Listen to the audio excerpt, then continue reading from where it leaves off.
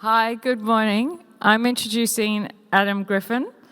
Adam is the Head of Occupational Therapy at Camali Clinic with a wealth of experience and training in supporting and learning development for children, teens and their families.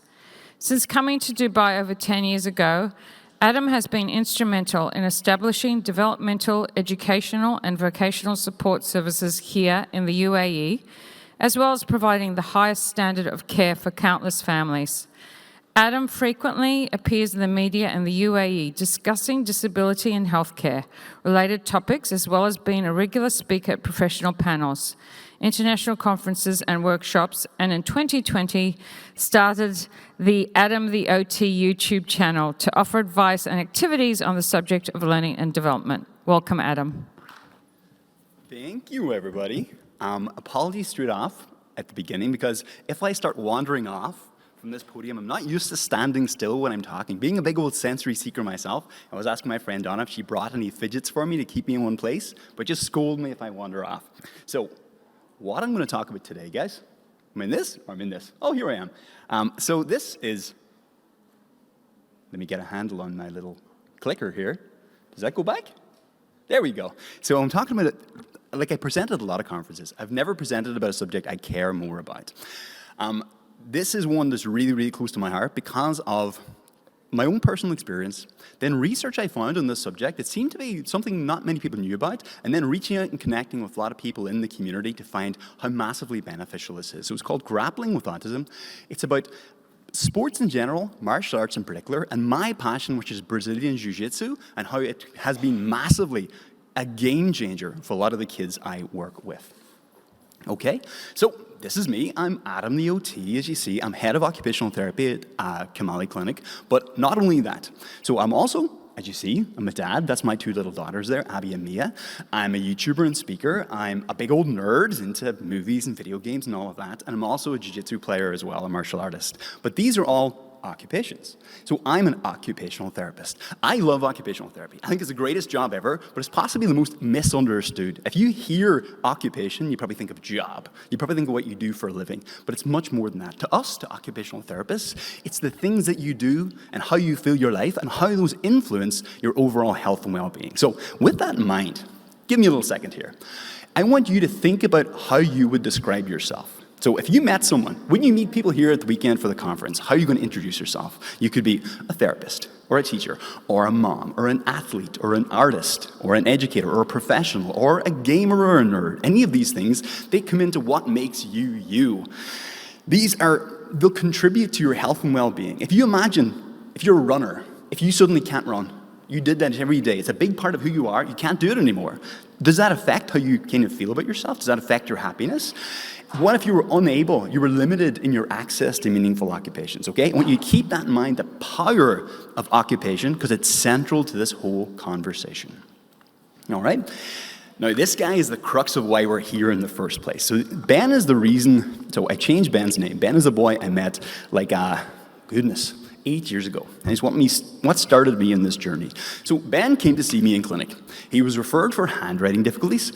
They're almost always referred for handwriting difficulties. It's what gets them through the door. But there's so much more going on than that. So Ben was a regular 10-year-old lad. He loved his cat. He loved his gaming. He's a big old gamer. Fortnite hadn't hit by that style, so he was big into Minecraft. That was his jam. He loved superhero movies, and Batman was his favorite. He had a lot of things going on that was making his life quite stressful. So handwriting was something. Ben hated handwriting more than I've ever hated anything. It really affected the enjoyment he got out of going to school. Lots of motor skills difficulties. He'd see his friends pick football teams, and he was always the last to get picked, and only would get picked because someone got to have him. So that doesn't feel very good. That's not doing a lot for his self-esteem. Executive function problems. He would always find himself behind in everything. Not intentionally, but he was always just a step behind. He forgot something he needed. He didn't know he had to do that. So he was always playing catch-up his whole life. Social skills. People had this unusual idea that Ben was a loner or wanted things to be that way, but that was just his lived experience. He didn't know how to be any other way. He wanted to make new friends, but found it cripplingly difficult to do so. He would say hi, he would have acquaintances, he'd have people he knows in school, No play dates, no sleepovers, none of that stuff. None of that deep social connection that's such an important part of development, okay? Sensory issues on everything. So the world just felt chaotic and too much. Ben was lucky. Ben could very easily describe to me very eloquently how his life felt, and it was heartbreaking to hear. And he would tell me all about it, but he had this it wasn't a defeatist attitude, it was what he knew. It was his experience up to this point in his life, and he didn't see how it was going to be any different for the next 5 years, okay? He was frustrated, he was anxious, he was sad. And I see so many Bens, and I love every one of them. I love the Bens. This is the area I'm most passionate about, okay? Unusually, we do a little bit of like occupational exploration to introduce him to something new he hasn't tried before. I do a lot of talk about comfort zone and stretch zone and panic zone, just to see if, kind of to push himself a little bit. We introduced the idea of martial arts as something new. He thought he liked Conor McGregor. He's not usually a good example. He's not the first guy I would point people towards, but a lot of kids in school, like John Cena, like Conor McGregor, like these athlete guys people had heard of. So we wanted to try martial arts. So I recommended he try jiu-jitsu.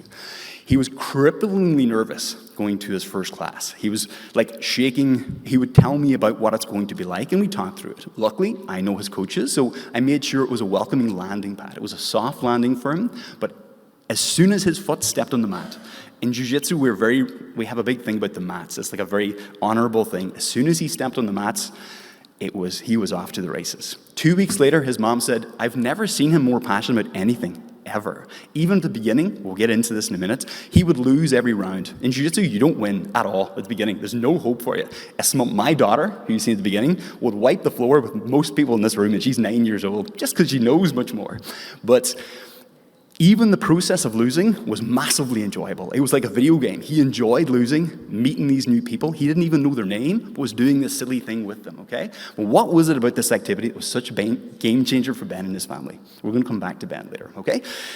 So Brazilian Jiu-Jitsu, BJJ, jits, the term Jiu-Jitsu means the gentle art. If you see some competitions, it doesn't always look like that's true. People are using it ironically, but it really is. So it's a grappling thing, focusing on technique, flexibility, balance, coordination, all these different elements. But it comes in all put together. It's this beautiful, dynamic, really reciprocal thing you have to do with a partner. It's a martial art, but it's focused on technique that you learn and then you apply in a real life situation with a resisting opponent. But it's not focused on aggression. In fact, aggression is not your friend. You will get beaten very fast if you start to become aggressive, okay? So one of the other elements you'll see in a moment is how mutually supporting and warm and inviting and inclusive it is. That word is, you'll hear inclusive a lot in these kind of conferences, but really feeling it, and then when you step into an environment that's inclusive, it's like a warm bath. You feel it in your bones. You know the difference.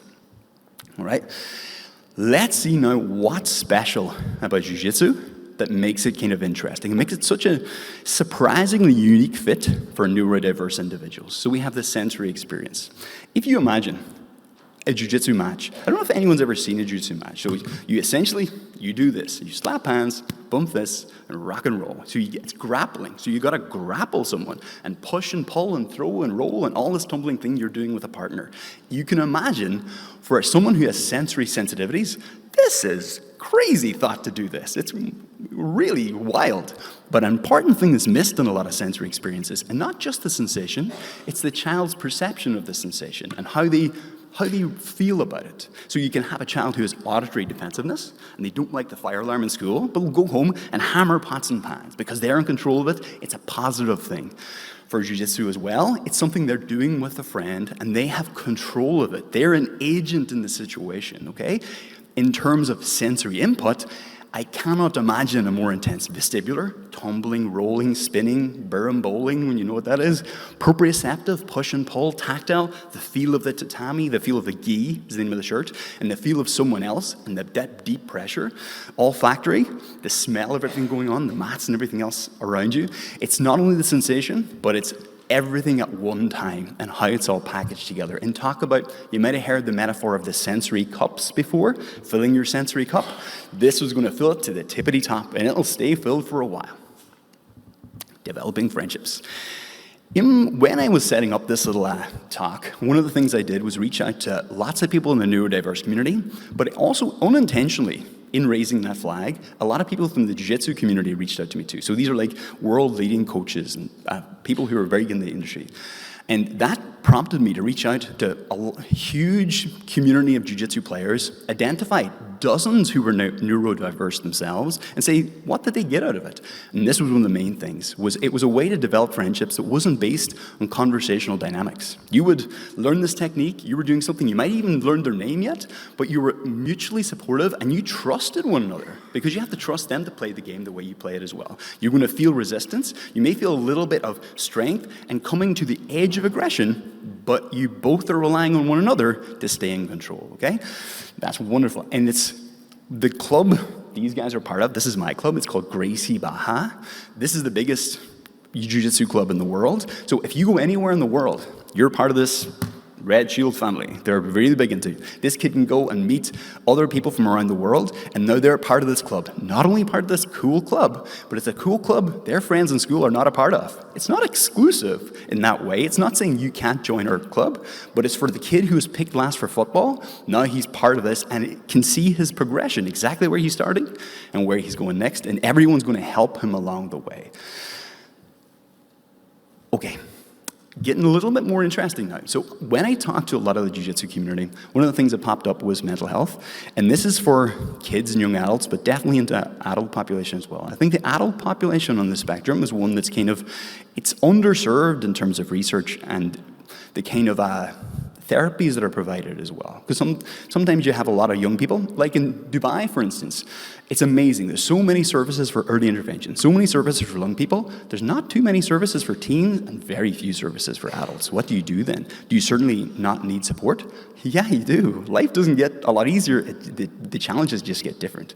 So this is, I won't go through them all, but this is from the Autism Network UK.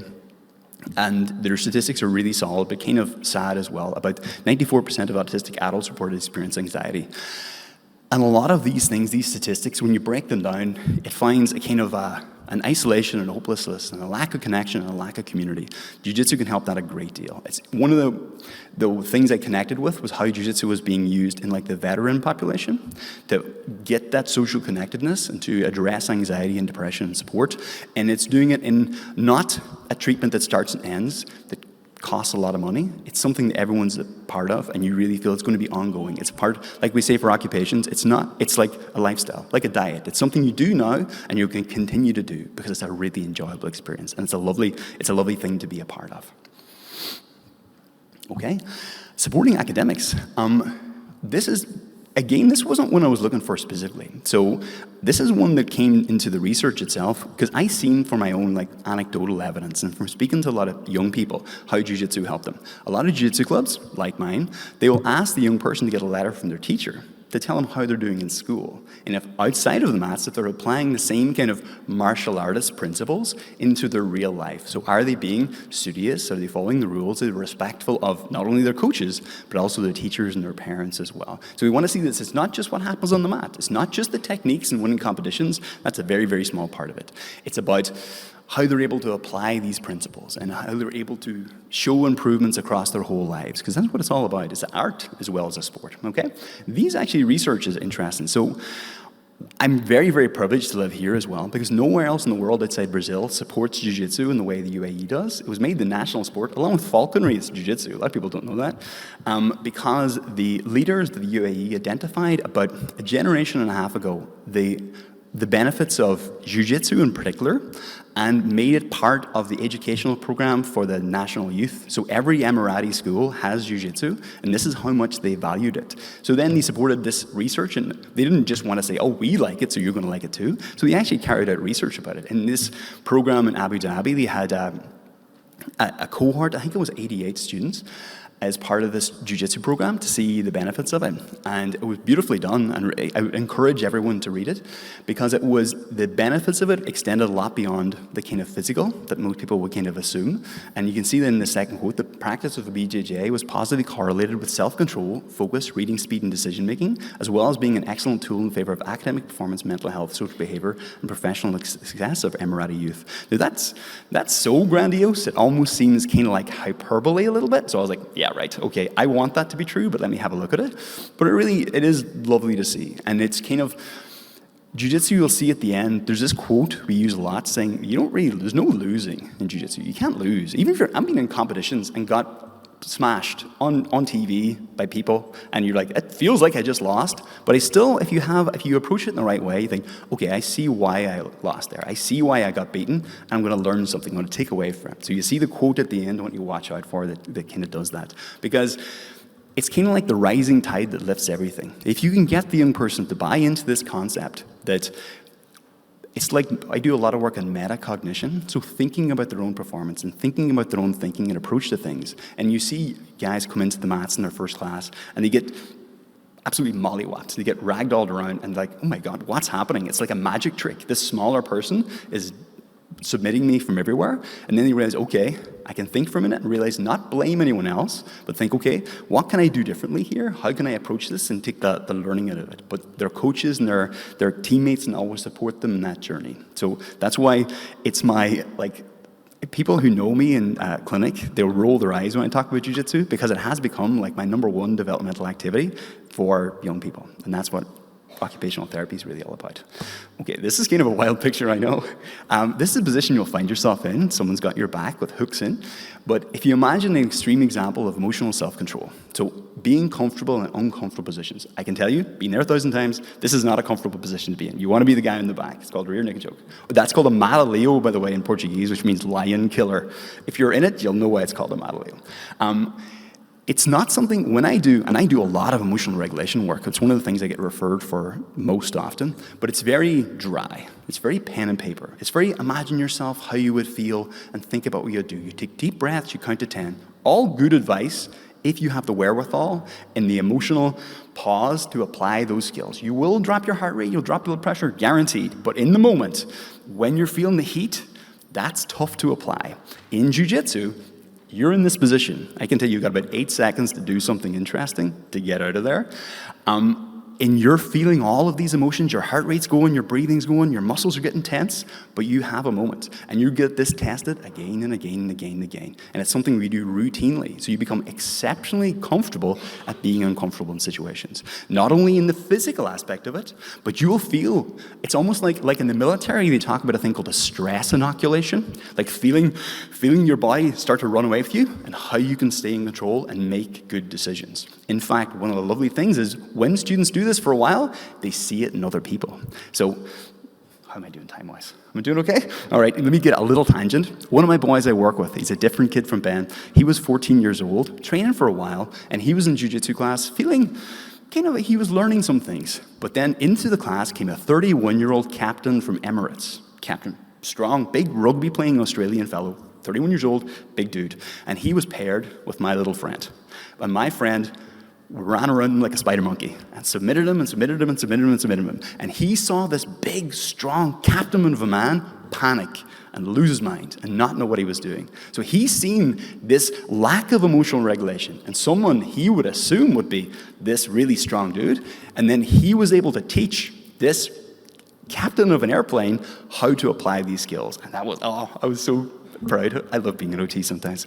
So this study as well from the European Journal of Sports Science found that jiu-jitsu, compare most martial arts in this test, on this little study, they had an increase in self-control and emotional regulation. Jiu-jitsu was the only one they found make people kind of more pleasant, more happier, more relaxed, more pro-social. Mixed martial arts was good, but tended to make it slightly more aggressive. In jiu-jitsu, we got the benefits, but none of the aggression because it doesn't help you, I guarantee, okay? So we have a bit at the end, like I said, for my little boy, how he supported emotional regulation in others. And even after 4 weeks, every new person, they'll see panic and they'll teach them how to not panic. All right? Self-esteem and mindset. So you'll hear one of the words, along with core stability, that's the other buzzword, makes me uncomfortable because it's used so much, is growth mindset. Everyone talks about growth mindset and what growth mindset is, and growth mindset and fixed mindset and all of that, but it's something you can lead the horse to water, but to make them drink, they need to believe it in their bones. They need to believe in growth mindset and how it feels to actually fall, get knocked down 7, get up 8, all that good stuff. For jiu-jitsu, it's like the magic pill for developing growth mindset because it's built into it from the ground up. It's right through the core of the art is this idea you're going to get knocked down a lot.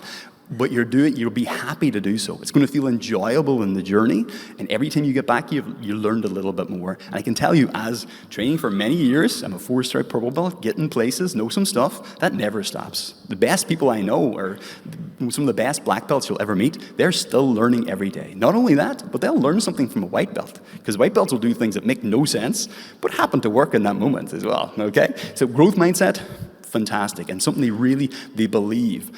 For my guys, for growth mindset on a tangent for this one, this is something, because it's not like life-threatening, it's not critical. The kids will get through school with this, but as they get older and older, life kind of grinds them down, and they put up the shields, and they kind of get a little more defensive against the world around them. Jiu-jitsu avoids all of that. They build this growth mindset, so even though if it's challenges or more homework or projects, they have this roll up the sleeves, I'm ready for this kind of approach. And if it's too much, they know when to ask for help, and they know how to apply that metacognition. All right, there's the quote. So this is that Carlos Gracie Sr. is like the grandfather of my school of jiu-jitsu, and this is the quote you'll hear all the time. There's no losing in jiu-jitsu, you win or you learn. So this guy on top, the very happy-looking fellow, just got, to all intents and purposes, well and truly beaten about 5 seconds ago, but then you go slap, bump, well done, reset, and go again. And these guys, in any other situation, those two young guys, probably there'll be a bit of tension, a bit of opposition, because they're in direct competition. One of them's going to win, and one of them's obviously going to lose in front of all their friends. But it's done in such a way, it's hugely enjoyable. It really is like a video game in real life. A lot of people talk about jiu-jitsu being like, there's a quote that's, it's like chess with immediate physical consequences, that if you make a wrong move, you're going to know about it really quickly. And that's what it is. It actually invites a lot of people who are analytical thinkers. In jiu-jitsu, they call them nerd assassins. So you want to watch out for the skinny guy who seems very like bookish. They're going to be a wizard jiu-jitsu player, and you won't know where you are, because if you embrace this kind of growth mindset, and if you embrace this tactical approach of emotional regulation, you have an environment where everyone respects what you're doing, then it's just magical. All right? On the last part, guys, just before we finish, let me just tell you, can I run back one real quickly? Because you remember the guy we met at the beginning? Can I go back? Do you remember little Ben? So Ben, he left for the summertime. And when he came back, can I go back to Ben? Where's Ben? I think you guys remember him. There you go. So when Ben came back to me after summer holidays, he had trained jiu-jitsu in the UK, and he talked about, because Batman was his favorite superhero, I got like radio shows, newspaper articles, how much of this inspired me. And he said he came back to school and he felt like his superhero origin story. He felt like Batman had been away and now had learned this thing the other kids in school who didn't pick him for football, they don't know how to do. And then he got to invite the guys who didn't pick him to come to the gym and do jiu-jitsu. And then he was teaching these guys things that were wicked cool and looked like magic if you don't know how to do them. He would do a Sotogari, one of these little throws, and the guy in the bottom was like, what happened there? I have no idea. And Ben would get to teach them as well. He would get to apply, he would get to step in. This is so important. And a lot of my guys don't get a chance to do this. He would step into a leadership role at a young age with people who are younger, the same age, and older than him, and be respected for it, okay? And that was Ben. So Ben started this whole journey, and I'm still eager. I'm going to finish here today. Next week, I'm doing the same talk to a group of jiu-jitsu coaches from all over the Middle East. And I want to keep doing it and spreading the word, because I've seen the benefits of it, and it's so just magical. All right? Thank you so much.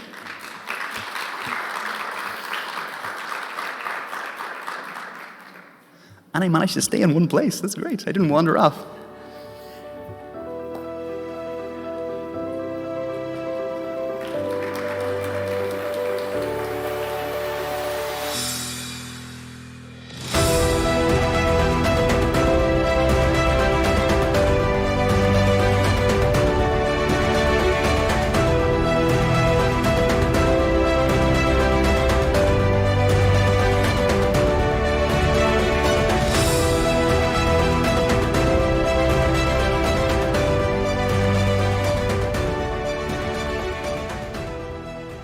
Hello, everyone.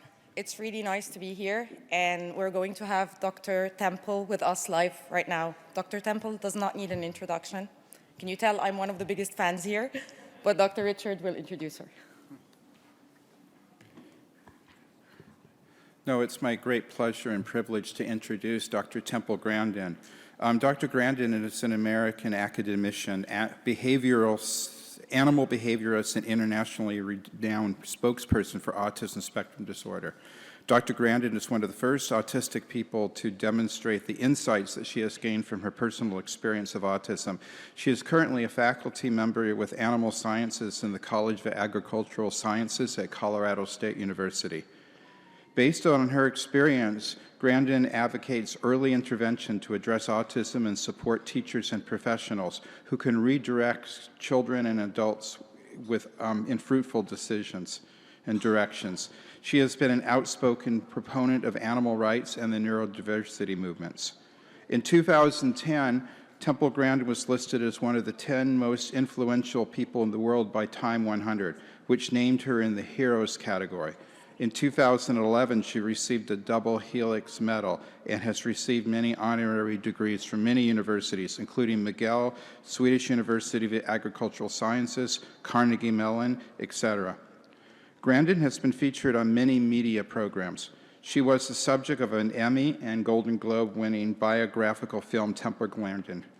In 2018, Grandin was featured in the documentary This Business of Autism, which explored autism employment and the success of autism employers. She has been written up in Time, People magazine, Discover, Forbes, and the New York Times. She is best known for designing the Hug Machine, which is a deep-pressure gadget planned to calm extremely sensitive people, which are ordinary people with autism. And I know her personally, working with her as a colleague to sequence her entire genome, to read the chromosomes from end to end and make sense of that as to how they caused her condition and how they continue to influence her life. And I'll never forget working with her to do that. And if you're interested in what we found out, come to my lecture tomorrow at 11 something. So introduce Dr. Grandin. Well, it's good to be here. And also a lot of emphasis on skills like getting dressed, combing your hair, brushing your teeth, eating with utensils. Well, one little tip with these kids, you have to give them time to respond. They're like a phone that's only got one bar of service. And slow down when you talk to them. And when the grown-ups talked fast, it went to gibberish. Can you put the next slide up, please? Now, the thing about autism is it goes all the way from Einstein, who had no speech until age 3, to somebody who has much more severe autism when they become nonverbal. But some of the ones that are nonverbal can learn to type independently. But a brain can be more social emotional, or a brain can be more interested in what they do. And having an interesting career has been very important to me. I'm really happy that I'm a professor. I've got graduate students and I've done a lot of research in animal behavior. I have 3 graduate students that have become university professors. I'm very, very happy about that. So a brain can be more social emotional, or a brain can be more interested sort of in what they do. This is why I think it's important to get kids out doing interesting things. Some of these kids that get addicted to video games, one of the ways to get them off the video games is have them fix motorcycles, have them fix cars. It's the one thing that's worked. They find out that maybe fixing those motorcycles is much more interesting than the video games. And that's something that can turn into a career. And it's a skill that other people want. Let's go to the next slide. Shows a picture of Thomas Edison. He would probably be autistic today. He dropped out of school. Now, fortunately, he had a mentor. And he had a mentor that taught him how to use the telegraph. It's really important for students to get exposed to things. I was not originally in the cattle industry. I got exposed to it as a teenager. And I had very good teachers and mentors, starting with my mother when I was very young. She was always pushing me to do new things. She encouraged my ability in art. I had a wonderful primary school teacher. I had a wonderful science teacher who got me interested in studying with all kinds of interesting projects to do. Good teachers are so important. Let's go to the next slide. There's Einstein. He would probably be in an autism program today. Let's go to the next slide. Put the next slide up, please. Now, I'm a kind of a NASA fan. And I got 5 years ago, I got a chance to go visit visit this launch pad. This was like so much fun. And what I learned when I went there is the astronauts, they had we call it the right stuff, but they were people that had Tourette syndrome, that were dyslexia. They were building the launch pad. They were designing control rooms. There were people there at NASA, really smart people that were, some of them probably were on the autism spectrum. I've been to many, many NASA sites. And if you look at the old videos of going to the moon, look at the people in that control room. I think there was quite a few autistic people there. And they were really happy that they got to be involved in that project. Let's go to the next slide. Now I've got emotions, but I get emotional over interesting stuff I do. And Voyager spacecraft now is 45 years old. The scientists are in their 80s now. They are still tracking it. They've managed to keep it going. For a long time, they had to work out of a storefront next to a McDonald's, but they kept it operating with no funds. And I can get really into that because it's so cool what they're doing. They're still learning from this spacecraft that's 45 years old. Let's go to the next slide. Yeah, past Saturn, we can go to the next slide. And then you've got the techies down there that keep that antenna going. Yeah, they probably have to do it at 3 o'clock in the morning. I got a chance to sit at the original mission control desk. That was really, really cool. Go to the next slide. Now, let's not get hung up on the labels. Autism is this big spectrum. And the problem with autism is they keep changing the diagnosis. Originally, maybe 30 years ago or so, you had to have speech delay to be labeled autistic. And then they added Asperger's syndrome, where you could be socially awkward with no speech delay. And then in 2013, they merged everything together. And you've got a spectrum that's going from Einstein to somebody that may have much more severe problems. But I can't emphasize enough on working with the little kids, because when I was 3, I looked very, very severe. And we can go to the next slide. I have grandparents that come up to me all the time, and they find out they're autistic when the kids get diagnosed. That just happens all the time. And sometimes adults later in life getting diagnosed helps them with their relationships. But I'm concerned that too many fully verbal, smart kids on the spectrum get so hung up on the label, the parents get hung up on the label, that the kid's not learning basic skills like shopping, learning how to save money, doing laundry, just very, very basic things. Another big problem I'm seeing is not making the transition into the world of work. Work skills are not the same skills as academic skills. We need to start children when they're 11 years old, maybe volunteering at a fruit stand or something like that, where they learn how to work for somebody outside the family on a schedule. Let's go to the next slide. And that's me having a real fun time at the vehicle assembly building. We'll show another slide. All the cool stuff I got to go do there, like go up on the roof and I wasn't supposed to. That was really cool. All right, let's just get back to the getting important stuff in autism. Let's talk about some basic issues here. Sudden surprises scare. Okay, let's say a child's going to go to a new school. We'll try to visit it maybe before they go there, or look at the website. The other thing that's difficult for a lot of individuals with autism is multitasking, when you rapidly have to multitask. But we've got to get these kids out doing stuff. We've just got to do that. And I was brought up in the 50s, and we used a method, I call it teachable moments. So let's say I took my drink right here, and I stirred it with my finger. That's bad table manners. Now, my mother, instead of saying no, she would say, use the spoon. People think it's disgusting when you put your finger in the cup. She would give the instruction instead of saying no. That was my generation, a method of teaching social skills. And social skills were taught in a much more structured manner than they are today. We need to limit the screen time, the phones and the computers, to about an hour a day. And we need to get kids out doing things. Today, I saw some kids out playing in the playground that's near my house, and that's the kind of stuff that kids should be doing. Let's go to the next slide. So there's the teacher there working with a really young kid. And the thing I have found on very young children's programs, some teachers just have the ability to work with these little kids.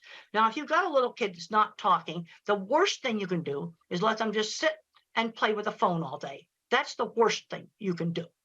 You need to get an effective teacher working with them. And I find some teachers have the ability and some don't. Let's go to the next slide. Teaching turn taking. That was done with me with board games. You have to learn how to wait. It's something that's very important for young autistic children to learn how to wait. And we'll go on to the next slide. Teachable moments. We already talked about that. You don't yell and say, stop it. You give the instruction and the reason why. Let's go to the next slide. You need to limit the video games. One of the things that I was not allowed to do when I was in high school was just become a recluse in my room.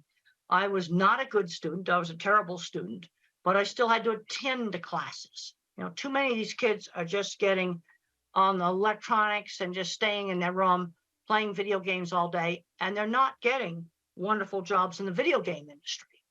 And if they were getting wonderful jobs in the video game industry, I'd be a lot more positive about it.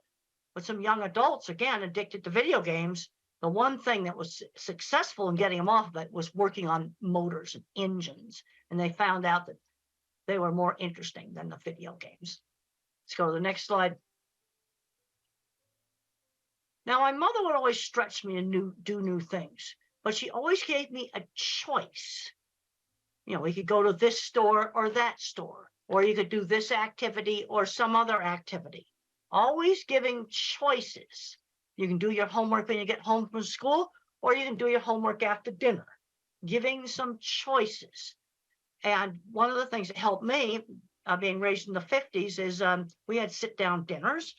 And, you know, my sister and my parents would take turns telling about their day. Unfortunately, in some families, that's not happening. And this was part of getting me to be a lot more social. And you can learn business social. Another thing that was done in my family is when we were 7 or 8 years old, and it was done with most of the families of my generation, is when I was a little kid, I had to dress up in my good clothes when the parents had a party, and I had to serve the snacks. I had to shake hands with them, learn how to talk to them. Really, really good social training. Let's go to the next slide. Let's talk about sensory issues. Sensory issues are really real. And loud sounds like a school bell or a hairdryer or maybe a vacuum cleaner would hurt my ears. Now, one of the ways to help a child to tolerate these sounds is to let the child play with the vacuum cleaner, where they turn it on. They turn the hairdryer on. And when the child turns the dreaded noisy thing on, they often get to where they can tolerate it better because they are controlling it. Now, there's some kids wearing headphones all the time. And the problem is, if you wear headphones all the time, and that's on the next slide, the sound sensitivity may get worse. So what you want to do is have them with you. You can have them in your backpack. So they're with you. They give you control. You've got them with you. But then you try not to wear them. Because I've heard stories where they were wearing headphones all the time and the child got so sensitive, he couldn't tolerate quiet conversation at the dining room table. But sensory problems really are real. Sensory integration methods can be helpful. There's a paper you can look up online that's called Environmental Enrichment is an Effective Treatment for Autism. And it's a method where you stimulate 2 senses at the same time. Maybe touch a warm coffee cup and then smell some aromatherapy. So you're stimulating 2 senses at the same time. And the title of the paper is Environmental Enrichment, an Effective Treatment for Autism. Now, let's say we have a nonverbal older child or adult and problems with maybe destructive behavior or hitting.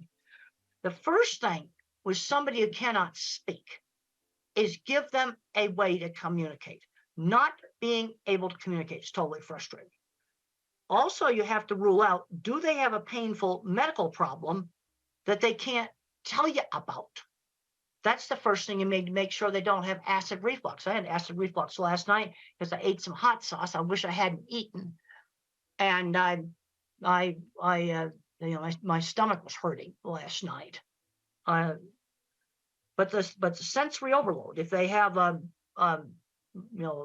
meltdown or outburst in a busy, noisy store, that is probably sensory overload. But we've also got to give them a way to communicate. That is just super, super important. There's a next slide just shows that sensory symptoms are part of the neurobiology of autism. Now, when I was a little kid, they tested me for two things, deafness and epilepsy. Now, I could pass the deafness test, but the problem is my ability to hear auditory details impaired. Like if the grown-ups talk fast, it was when adults talked fast, it's like, that's what it sounded like. Because I didn't hear the hard consonant sounds. Like if someone said the word cat and they said it fast, I would hear ah. So my speech teacher would say cat ta, or she'd hold up a cup and she'd say cup pa, and she switched back and forth between saying cup and cup pa. Because if people talked fast, then all I heard were the vowel sounds. Stretch out and enunciate the consonants, and sometimes hearing would kind of cut in and out like a bad mobile phone connection. There's kind of three ways that the brain can have a problem with language. Not hearing the auditory detail, where I'm hearing gibberish, trouble with getting my speech out, expressive. And then the next slide, I talk about echolalic children. And echolalic children, they have good speech and they will recite an entire movie script. But the problem is they don't know what the movie script means. That's the problem. So in Life Animated, what these parents did is this child had memorized Disney movie, and they picked out phrases in the movie that could be used in real life. And then their son started to figure out that words had meaning. So an echolalic kid, you've got to teach them that all this language they're yakking out has meaning. So there's kind of three ways the brain can be messed up. The next slide talks about attention shifting slowness. Now, if I was a computer, I've got a very, very small, I'm an Intel 286. I mean, if you're a computer geek, that's the first chip. But I have huge memory. Attention shifting slowness. This is why you have to give the child time to respond. The next slide shows attention shifting slowness. It's an old Ami Klin slide, and look at how the normal person's looking at the eyes.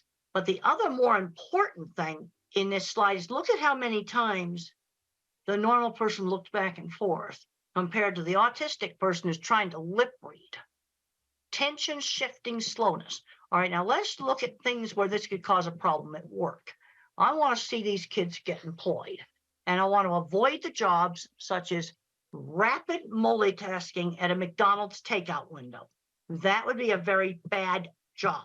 Another problem is I don't have any working memory. So if let's say I have to shut down the cash register at night at a store, and then maybe 5 or 6 steps, I need to write them down. I need to write the steps down like a pilot's checklist. Long yakety-yak strings of verbal information do not work with me. Let me make a pilot's checklist. Okay, and if you don't want to disclose autism, just say to your employer, pilots need a checklist. I need one too. And for pilots, it's mandatory. In every country in the world, pilots have to use checklists. Now, I'm talking about giving the child time to respond. When I was 5 years old in school, we had a little assignment where we had to name the pictures that began with B as in beautiful. So I called the suitcase a bag, and the teacher marked it wrong. And she didn't give me time to explain that in our house there weren't suitcases, they were bags. And that was very, very frustrating for me. In the next slide, we're going to be talking about some visual problems. I don't have visual processing problems, but some individuals do. And vision might break up similar to a migraine headache. Or this next slide that shows an image that's breaking up.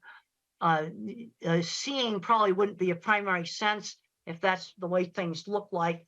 And this may explain why a number of people that do not speak touch and smell things, because those senses provide accurate information. And we'll go on to the next slide that shows an escalator. Now, in your brain, you have the eyes that work like a camera, but then in the back of the brain, there's circuits that assemble the graphics file of shape, color, motion, and texture. And if there's something wrong with those circuits, print may jiggle on the page when you try to read. These kids are often terrified of escalators because they can't tell how to get on and off of it. So you have a child that hates an escalator. The chances are he has a visual processing problem. And the eye exam may be more or less normal. And if you have a child that can't read, the next slide shows print jiggling on the paper. Try different pale colored papers. Now, this is my children's project book right here. Well, you see the light blue paper color right there. Try printing on the homework and the reading materials on maybe light tan paper, light gray paper, all these different colored papers. That sometimes really works for some types of dyslexia. Just try different colored paper, try different colored backgrounds on your computer, on your laptop, or on the iPad. The next slide, I talk about lighting issues. And one of the big ones now is LED lights that flicker. And one of the ways that you can determine if LED lights are bad is take pictures of them in slow motion. So you want to wave like this, because when you play it back, you want to make sure it's playing back in slow motion. And you're going to find some flat screen TVs that flicker. Now, tablets do not flicker. Most laptops do not flicker. But there's going to be some flat screen TV computer monitors that are bad. And this does not affect all people with autism. But I'm going to say about 10 or 20% may have a problem with seeing flicker of LED lights or on TVs and computer monitors. So what do you do if you have that problem? You go buy a lamp and you find an LED light that does not flicker and you put it next to the desk. And you can buy cheap ones that don't flicker. But this is something that's a real problem. And when I get asked about designing a school or a home for people with autism, I want to make sure we have LED lights that do not flicker. I just learned from a technical specialist that if a TV flickers, it has to do with the internet connection. But this kind of stuff needs to be fixed, and you can just test it with slow motion video. The next slide just talks about some more severe sensory issues. In noisy environments, I am not able to hear because of all the background noise. Cannot hear. And I also cannot follow very rapid chit-chat conversations where people get very social, chit-chatting back and forth very rapidly. I get bored with that. And there's questions coming up about masking. Some of that stuff's just too hard for me to do. But you can always do some business social. Shake hands with people. There are some individuals that need breaks. But sensory problems are real. Let's go on to the next slide. The next slide talks about this environmental enrichment program, where you use inexpensive, cheap things to stimulate two senses at the same time. You're always changing the things that you stimulate, and it's an adjunct or an add-on to other types of therapy. Now, the next slide shows some really wonderful books for that have been written by non-speaking autistics. Now, I really like How Can I Talk My Lips Don't Move by Tito. I had a chance to meet Tito, and he came into a library, and he was flapping and everything. And I wanted to see, I tested him with a really, really strange picture that he had never seen before, and it had an astronaut in a spacesuit riding a horse out in the desert. And I showed that to Tito, and he types really fast, Apollo 11 on a horse. Another good book's Carly Fleischman's, Arthur Fleischman's Carly's Voice. Then you got The Reason I Jump, the sequel to The Reason I Jump. I like the sequel. It's a better book. But I'll give you a little tip about the typing. Remember the problem with attention shift. Okay, like on this desktop, my keyboard's way down here. But when I type, that print appears way up here on the screen here, and the keyboard's down below where the video is. Now, many people with autism cannot make that attention shift.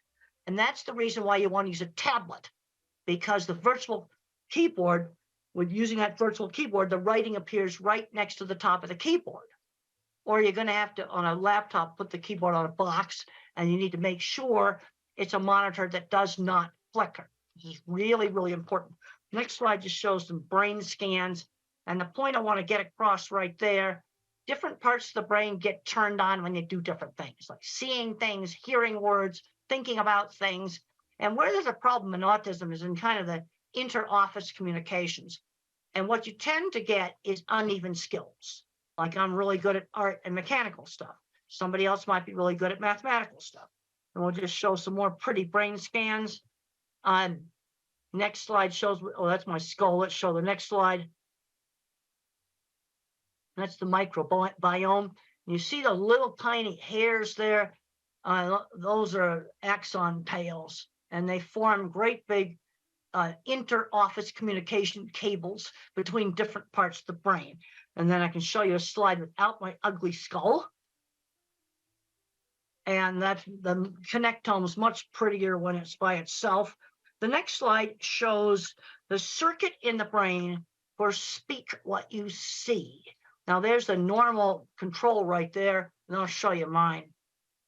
The next slide, that's my speak what you see. And I have all these extra branches for visual thinking, but I have less fibers for speech. So that might explain why I had trouble getting my speech out.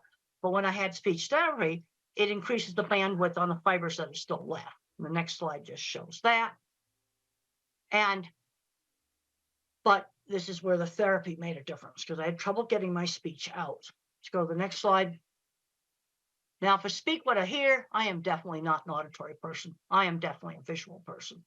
And we'll go on to the next slide. And I want to talk about the importance of developing strengths. That's an artwork I did when I was about 6 or 7 years old. Mother always encouraged my ability in art. It's a picture of a wooden dock or deck that was by the beach.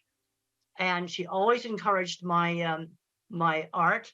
And the next slide just shows a picture a young child did in 3-dimensional. Most little kids don't do that. And I would just draw the same horse's head over and over and over again. So mother would broaden my skill. Let's draw the stable. Let's draw the saddle. Or if you have a child that likes cars, let's read about cars, do math with cars, draw pictures of different cars. In other words, broaden that fixation. Broaden the fixation, especially if it's something like cars that can turn into a career. The next slide just talks about the art ability being encouraged. Often we'll have uneven skills, really good at art. I was absolutely terrible at mathematics, but then you're going to have another autistic person that's good at math. And we'll go to the next slide where it shows that the way I think, it's videos in my head or movies in my head. I'm what's called an object visualizer. And in my new book, Visual Thinking, The Hidden Gifts of People Who Think in Pictures, Patterns, and Abstractions, I discuss 3 different kinds of thinking that you can have in autism. Most people are mixtures of the different kinds of thinking. But in autism, you might get an extreme object visualizer. That's me. And the HBO movie shows how I think. My kind of mind's good at art, mechanical things, photography, working with animals, absolutely terrible in mathematics. And then you have the next kind of mind is the visual, spatial, mathematical mind. And the mathematical mind thinks in patterns. And then you have people that think in words. And it's important to, kind of know how the child thinks. That just shows eclipse shadows on where the eclipse, the trees made little tiny eclipses like a pinhole camera. That happened on our campus. I noticed detail. I watched a whole bunch of students just walk over that. They just didn't notice it. But I noticed visual detail. The next slide shows 2 things that can bother cattle, like seeing a car through the fence, seeing a piece of red string, seeing a bottle there that might move. little things that people don't notice. Also, in autism, there is there's some better ability to pitch discrimination. There's been a lot of research that shows that these sensory things really, really are real. And the next slide shows one of my cattle handling facilities. And how did I sell my work? One of the things I did to sell my work was to show off pictures of things I had designed. And one thing I really liked in the HBO movie is that it showed my actual projects. It also shows how I think in pictures. It's very, very accurate on that. And I can say that the geek side of me really liked that. The next slide shows a recreation of one of my projects in the HBO movie. I thought that was just so cool. I really, really liked that. The next slide shows starting on my very first project. Now, I had some good mentors in the construction industry. On my first project, the Swift plant in 1974, I criticized some welding and I said it looked like a bird had poo-pooed on it. And that was pretty rude. And the plant engineer pulled me into his office in private and said I had to apologize for that rude kind of talk. He told me what I should do. And then another person that helped me was a small contractor, steel and concrete work contractor, who had seen my drawings and seeked me out. And for 10 years, we built projects together. And so those are on a construction site, some of my early projects. And some of the most fun stuff I ever did was working in construction. And I worked with a lot of people that were probably dyslexic, ADHD, or autistic.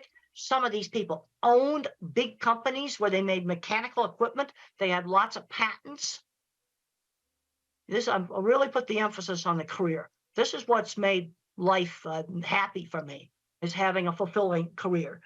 The next slides just show some of my drawings. And when I showed people my drawings, they were impressed. That's how I sold jobs. Okay, let's work on what are we going to do about job interviews?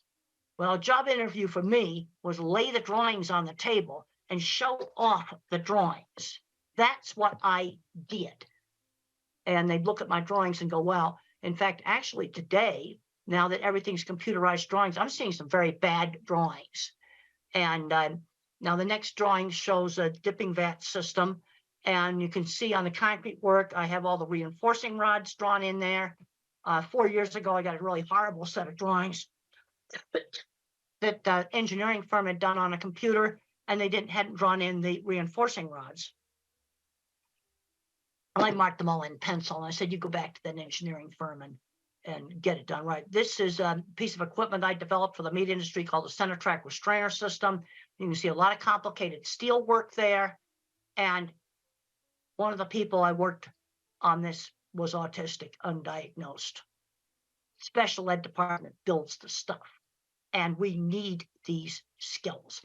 We need to find back doors into jobs, where you just kind of bypass the interview and get jobs. Well, a friend that has a store and maybe they'd be willing to work with the kid. I think I'm going to stop there. You can have the rest of the slides because I'd like to do questions. And I've already talked about some of the most important stuff. But what you see right there is high-end skilled trades. And I was very interested. I went to the Steve Jobs Theater right before COVID shut everything down. And the glass walls came from Italy and Germany.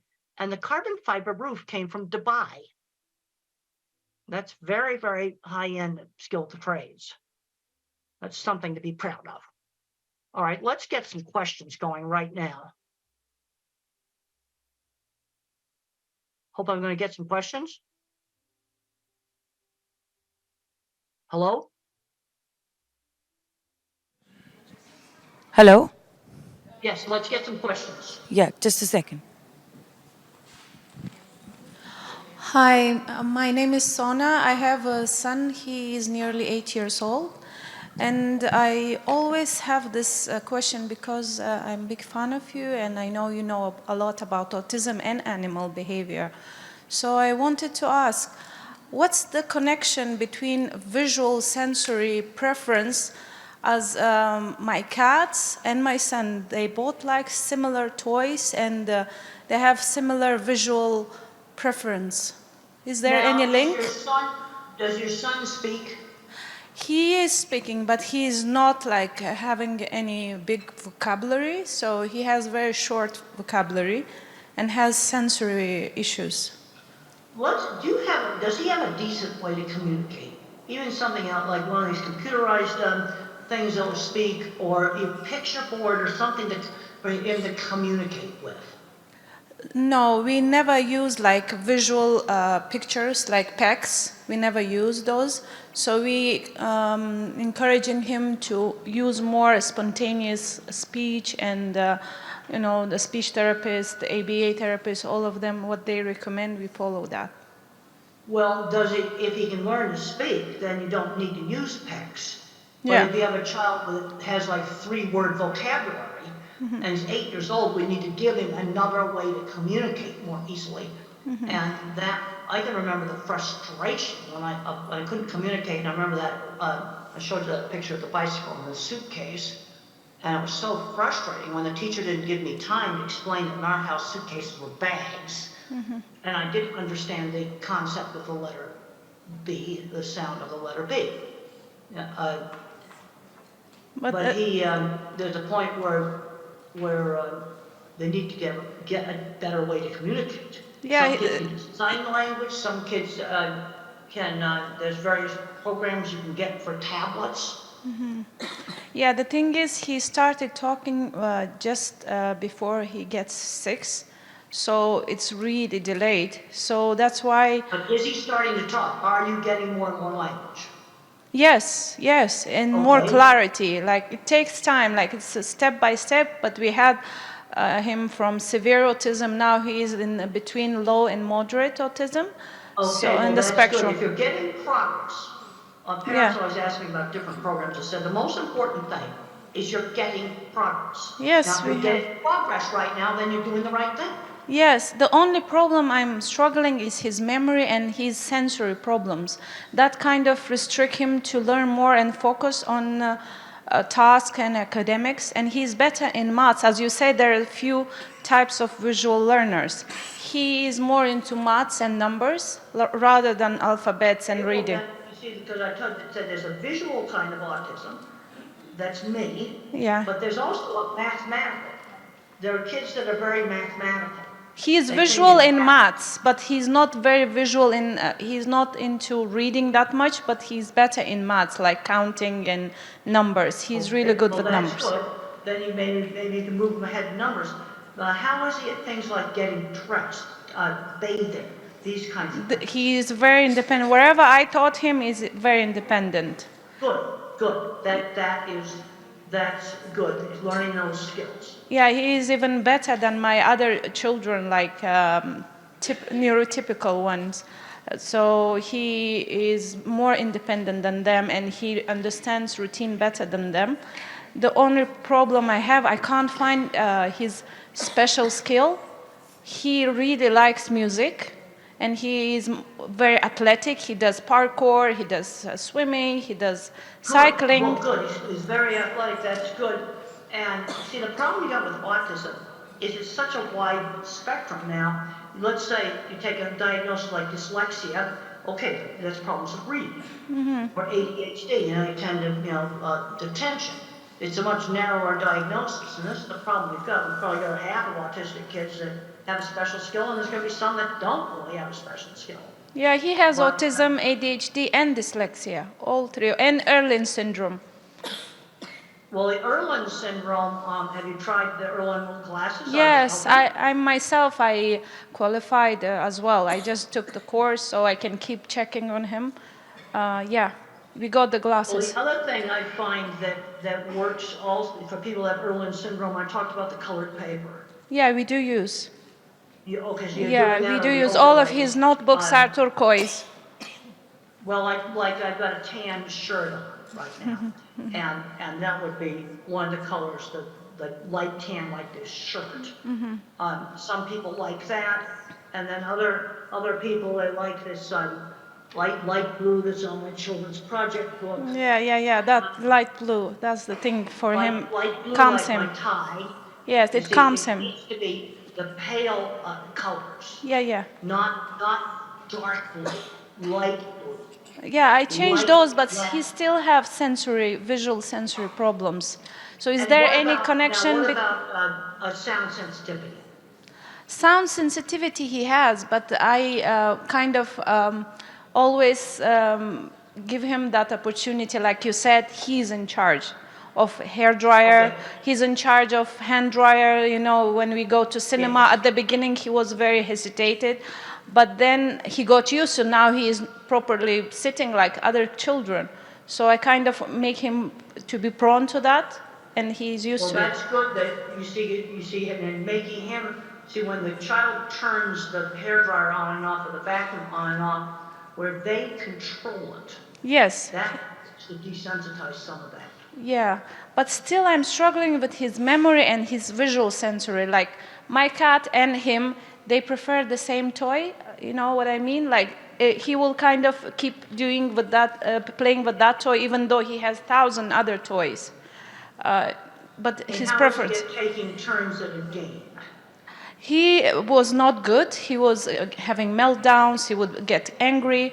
But I kind of desensitized him with that as well, like on the cues of airport, like slowly by rewarding him using ABA techniques. Well, And and you don't have a surprise at the airport. You know, like you watch videos and I found that one of the things that I got afraid of, if I made them interesting. yeah, exactly. That sports. What one parent did about the hand dryers in the bathrooms, they went to the websites of all the manufacturers of the hand dryers, and then they got interested in how they worked, and they collected all the websites of hand dryer manufacturers. No, seriously, this actually helped. Yeah, it's the same with him. Wherever we start with, like even food diet, we started with him. At the beginning, he didn't like. Now he loves healthy, clean food. He wouldn't eat rice. Before he was addicted to all these carbs, rice. Oh yeah, it's bad. Now he And wouldn't eat. I get worried that some of these kids with these restrictive diets are going to get the old vitamin deficiency diseases. There was a horrible case where a kid got scurvy, which Yeah. is vitamin C deficiency, because Yeah. the diet was so restricted. Maybe we need to get somebody else to ask a question. I want to give somebody else a turn. Yeah, sure. Thank you. Hi, good morning and nice to meet you. You made a point about people who don't speak much, they're more on touching and smelling things. And I just wanted to know how can that be helped and how can they be helped to speak better? Well, if you read, I really recommend that you read Tito's book, How Can I Talk If My Lips Don't Move? It is available in an electronic book. I checked Amazon recently, it is available. And he talks about vision being scrambled. Also, the Japanese boy in the sequel, which I think is a better book, he talks about being like a broken robot and having problems with controlling his movements. And if you have an older child or an adult that's either non-speaking or very poor speaking, I really recommend these books because it gives the inside view of their issues. And I don't have scrambled vision. I see just fine. You see, this is where autism has all these variations. But some of them get scrambled vision, and then smell and touch actually work. Those senses are giving accurate information, so then they tend to use them since they work. So the wish. Really recommend those books. I've got a PDF here. I'll just hold up that slide again of those books right there. If you have an older kid or an adult that doesn't speak, those books are going to give you so much insight. They type independently. Nobody's holding their wrist or their arm. They type completely independently, and they describe sensory scrambling. Now, I don't have this. I have sound sensitive. And then there's some, I had a student that had the problem with print jingling on the page. But see, this is where the sensory stuff is so variable. This is sensory problems a lot worse than mine is.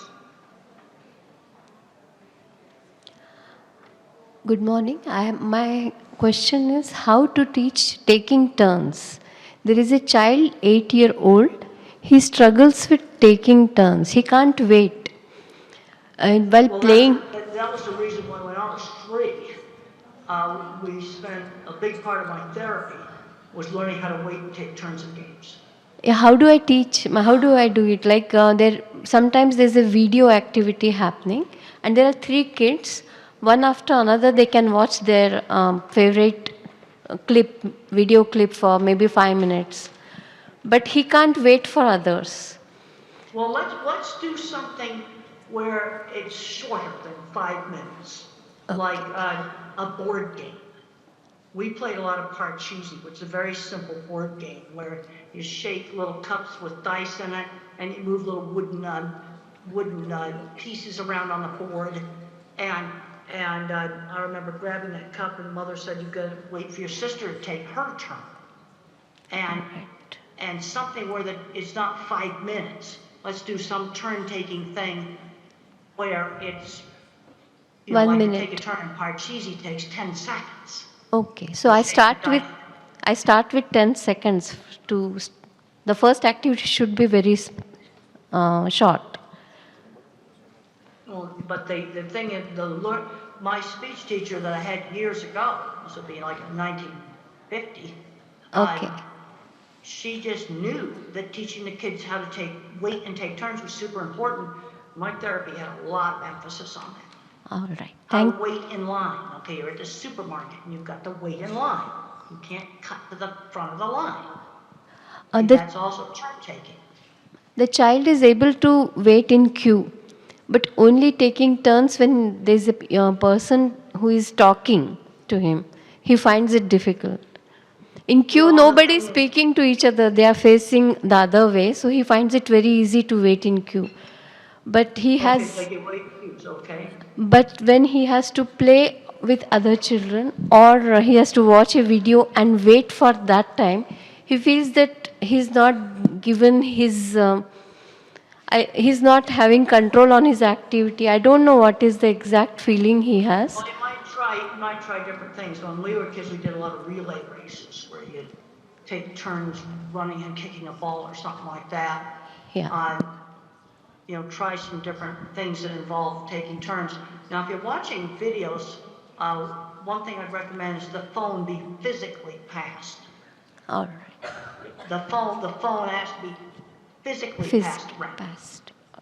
Thank you so much. The taking turns means the phone has to be given to the other person and passed around if you're doing something on a phone.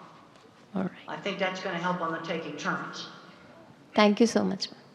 Okay, well, maybe we can get another question. Hi, Doctor. Nice to meet you today. In the last 5 years, we're hearing somebody tell autism causes by TV. I want today listen in your opinion. Caused by what? I didn't hear you. TV. Television. TV. Autism is caused by television? Yeah, so somebody tell that. No, autism is not caused by television. But if you let a child spend 10 hours a day watching television, that's bad. And it'll probably make the autism worse. We need to be getting them out and doing things. No, but television does not cause autism.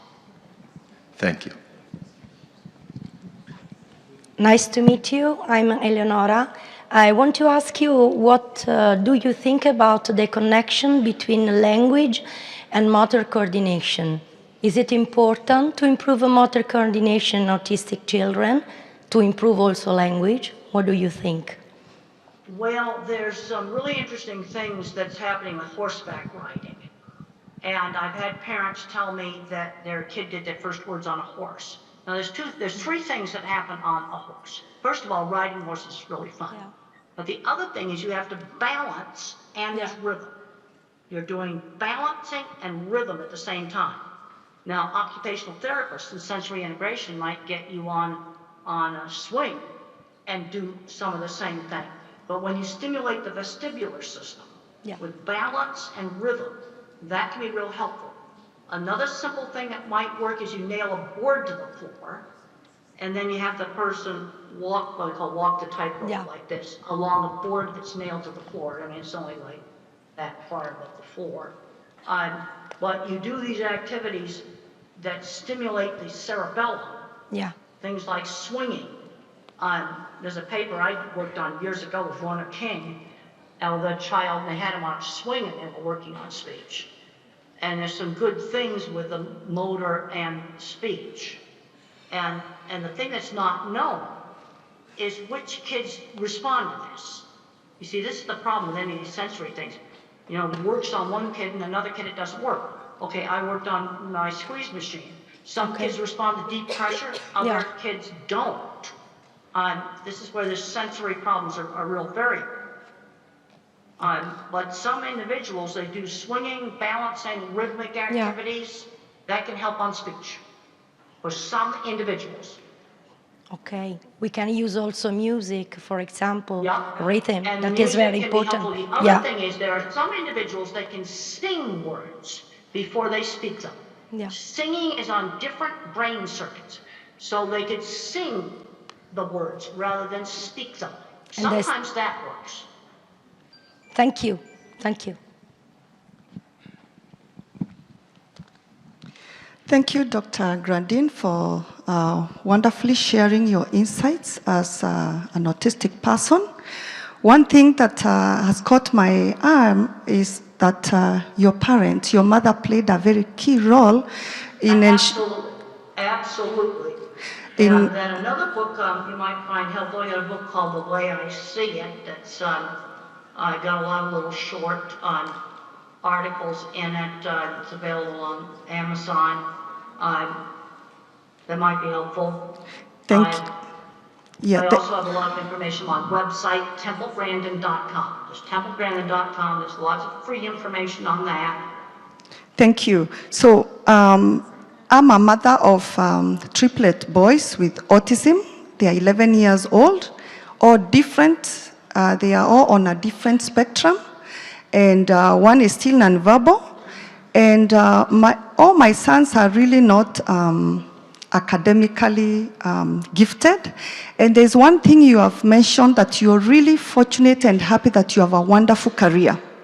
Now, I would like to request if you can share, one word or a direction to us parents. Often we find that we want to follow the typical growth, go to kindergarten, go to primary, go to high school, go to university, get a job, get married, all that. But most of our children with autism don't really seem to fit there. What can you tell us? The thing, you have uneven skills. I'm a big believer in getting children exposed to lots of different things. I did all kinds of things when I was a child: cooking, sewing, woodworking, art, music. I was taught musical instruments, and I was terrible at musical instruments, but good at art and mechanical things. And so you expose kids to lots of different things, then you can see what they are good at. But I know, like you look at this equipment here, I've worked with people where a single welding class led to building things like what's shown in that picture. And then another kid, it might be mathematics and programming. Some you have to expose them. And then you've got people with autism that are not going to be building equipment, they're not going to be doing mathematics and programming. Let's say you have a kid that's good with numbers. Well, then show him other mathematical stuff.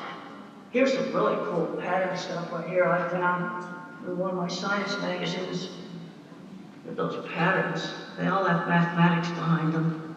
Isn't that cool? In a science magazine. Yeah. There's some kids that are going to just, they may be gifted in that. You see, this is the problem. You're really good at one thing, sometimes really bad at something else. And the people that build the equipment, like you see there, complicated stuff, most of them could not do algebra. It's all pure visual thinking. But they're building stuff like that. Thank you. I had a chance to go on a corporate jet the other day. The guy that took one welding class, he builds entire beef plants, and he just has them memorized in his head, a single welding class. He's building entire beef plants. Unfortunately, Now, we're running. He's not autistic. But I did work with several other people in metalworking that I'm pretty sure were autistic. We're out of time now, so we're just going to have one more question. I know that we would. One more question. Hello. Midnight or whatever, I'm going to go to bed. But I'm really glad that I was able to get up and talk to everybody. And free to give the videotape around to people. There's more slides in this deck. You can go ahead and give people the whole slide deck. It just wasn't time for tonight to show all the slides. Hello, Dr. Grandin. Thank you so much for the presentation. My question is, right now I'm working as a general practitioner, but when I was a teenager, I had a distant cousin who, at that time, he was 7 years old. He has symptoms of aggressive behavior and at times, but most of the times he's a very quiet kid. He won't interact much and everything, but the aggressive behavior is the key point, like it's almost disruptive. And later on we diagnosed he has autism. But how old was he when he was doing the destructive behavior? At 7 years old. And because of that, his whole family also have a history of mental illness, like other mental illness. It's stigmatizing, it's so traumatizing for all of them, especially the boy. So how to deal with autism children with aggressive behavior? I had aggressive behavior when I was 7. There was a penalty for it. There was no television for one night. For aggressive behavior. The other thing you have to look at, what is bringing it on? Is there a problem with frustration with communication or with sensory overload? Communication. We've got to make sure he doesn't have if the child is non-speaking, then you always have to make sure you do not have a hidden painful medical issue, like maybe an ear infection, urinary tract infection, acid reflux in their stomach, a toothache, something that's hurting that they cannot tell you about. I think he had meningitis. He had meningitis. I also had problems with things like getting aggressive when I was a child was worse when I got tired. I had a pretty good sense of when she needed to just say I need to go to my room and just calm down. But when I was 7, I was fully verbal and there were consequences for aggressive behavior. No TV for one night. And then I threw a big tantrum. Mother would put me in my room and let me calm down for half an hour. And then she'd say, well, you know the rule. You can join the family now. But there'll be no television tonight. And I understood consequences, but I think there's some individuals where they may not make the connection between the tantrum they had at school and no television that night. See, this is the problem you've got with autism. You've got such a big range.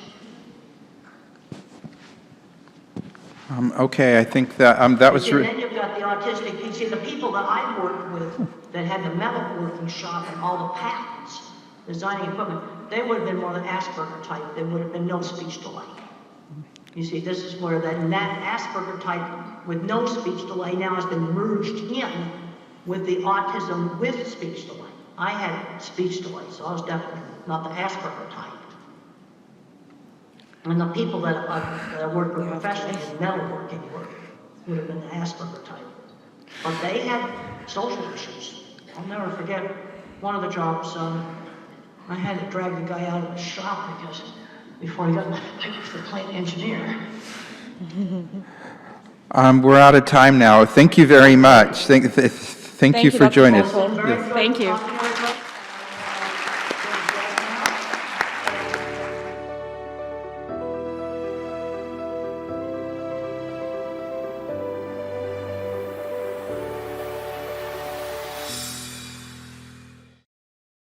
And it's my honor to introduce Dr. Alok Sharma. Dr. Alok Sharma is the professor and head of the Department of Neurosurgery at LTM Medical College and Hospital in Mumbai, India.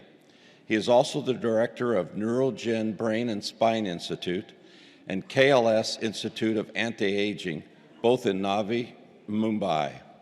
He is the president of the Stem Cell Society in India and vice president of the International Association of Neurorestoratology. He has published 172 scientific papers, authored 24 books, contributed chapters in 19 textbooks, and made over 200 scientific presentations. He is a world-renowned pioneer in the field of cellular therapy for neurological disorders, having treated more than 12,000 patients from 75 different countries. His landmark accomplishments include the publication of the world's first scientific paper on the role of cellular therapy in autism. He has revolutionized the management of neurodevelopmental disorders with his innovative combination of cellular and integrative therapies. For this, he has received several international and national awards, such as the Rose of Paracelsus Award from the EMA Oxford 2016, the European Award for Best Practices, Brussels 2018, the Bharat Gaurav Award, London 2019, the Newton Universal Legendary Award, Boston 2022, the Sino-Phil Asia International Peace Award, Manila 2023, etc. Let's welcome Dr. Alok Sharma.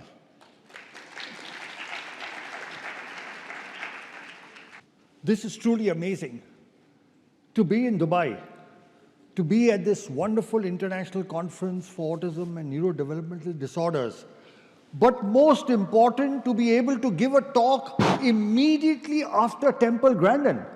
What an honor. I had never thought in my life that, one day I'd be speaking after the legendary Temple Grandin.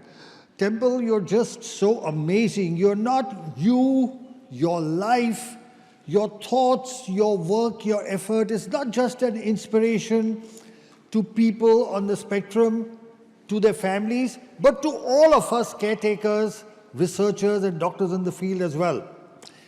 So I'd like to begin by thanking Temple for the wonderful and amazing talk that she just gave. I'm going to speak on a new topic, that's regenerative medicine in autism spectrum disorders. When I give a talk, I like to begin with this picture. This is a picture, this is a painting, a huge painting, the size of this entire wall, which I found in a hospital in Howlin, Taiwan.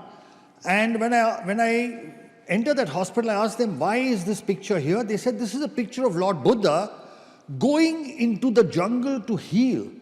And they said the job of the physician is to reach out to people who are in suffering and heal them. So that's what we have to do, reach out and help those in need of healing. Now, if you look at the increasing prevalence of autism, it is actually unbelievable and incredible that the world has not taken notice of what's happening. You look and see in 2004, the incidence was 1 in 166. In 2023, it has become 1 in 36. At this rate, in the next 2 decades, every third child will be on the autism spectrum. Okay, this is something we as medical professionals need to bring to the attention of society, of people, of governments, of administrators and rulers, that this is unprecedented and that the facilities to take care of these children do not match up to the increasing incidence. There are about 70 million kids on the planet. That's 1% of the world's population. It's like a huge percentage of people. So the current situation is that, you have a child who has some symptoms, the parents notice, you go to the doctor, therapist, get a diagnosis, and they say what you can do is therapy, you start the therapy and you're back to where you were. So what's new? What am I going to be talking in this talk that's different? First, the concept of neurodiversity. And this is what Temple spoke of, okay? That we have to see how people on the spectrum are diverse, that they are not less than, they are different, that they have uneven talents and skills. So the concept of neurodiversity, because now there are going to be so many people on the planet that you can't look at them in the way that we've been looking at them earlier. The other exciting thing, and I'm going to highlight that, is a better understanding of what's happening with the brain. And this is what has changed everything. Then the whole concept of neuronal regeneration, that it is possible to regenerate the brain that's not functioning as well. And the concept of multidisciplinary management, and of course the main base of my talk, which is cellular therapy. Now, what is new is that for the first time in medical history, we are now understanding which parts of the brain are functioning differently from neurotypical brains. And we have done scans, we've done a lot of research in this area, and you can see that list: the amygdala, the hippocampus, the parahippocampal gyrus, the cerebellum, the caudate nucleus, the mesial temporal lobes, thalamus, superior and middle temporal poles. So we've actually identified very clearly which parts of the brain are functioning less. We've also identified which parts of the brain are functioning more. Our focus so far has been on what these children can't do. What we also need to look at, which parts of their brain actually are functioning more than what neurotypical people do. And there are actually parts in the calcarine fissure, the Heschel's gyrus, cortical frontal areas that function more. They are hypermetabolic. So we need to understand this as well. And our work has been published in a landmark paper, among the first of it's in published literature in the World Journal of Nuclear Medicine, where we've clearly highlighted which parts of the brain work less and which are working more. Now, what we found here, and this is the only thing that we need to give attention to, because Temple again keeps talking of early intervention. She keeps talking about early intervention, and I'm going to show you the scientific base of the need for early intervention. And that is this. If you look at this graphic, you will see that, you will see that the brain metabolism over the years keeps on declining. So what you see in light green is how the brains of neurotypical kids, the brain metabolism keeps on increasing. Whereas children on the spectrum is the light blue, you can see it keeps on declining. What does this mean? It means the earlier we treat the children, the early intervention is there, the better results, because the later you treat them, the hypermetabolism is actually increased. So the old thinking was that once the brain is damaged, you cannot regenerate it. And the new thinking is it's possible to regenerate the brain through cellular replacement and repair. The other thing that has changed in autism is the concept of multidisciplinary management. So far what would happen is a person specializes in something and then that's all they would offer. So if you're a center that has occupational therapy, you focus on occupational therapy. You have a center that does speech therapy, you focus on that. But what is the need is a multidisciplinary management, which includes everything, all the things listed, and cell therapy, which I will talk about, is one of them. So there is no one silver bullet. The management of autism will be multidisciplinary. So look at that. On the left-hand side, you see a fractured bone. And I ask yourself, will you give rehabilitation to a person with that fractured bone? Would anybody give physiotherapy on a broken bone? Now look at the left. You go to an orthopedic surgeon, you get it fixed, don't you? And now you give rehabilitation. But in autism, we do exactly the opposite. On the left-hand side, the blue area is the hypermetabolic brain. We are giving rehabilitation on a brain that's not functioning optimally, and then we are expecting results of a normal brain. It won't happen. But through cellular therapy, you can see on the right-hand side, the brain has started functioning again. Now, if you give rehabilitation, you are bound to get better results. So cell therapy is a promising new modality where you use healthy cells to replace damaged cells. So that's the brain damage, and you can see that there is recovery. So now look and see what are stem cells. So the word stem comes from the stem of a plant, and just like from the stem of a plant, you can have leaves, fruits, everything else. There are some cells from which all the other cells arise. So the way stem cells work is they multiply, they convert into other cell types, they improve the blood supply, and they release certain positive growth chemicals. And because of that, they repair, they regenerate, and they replace damaged tissue.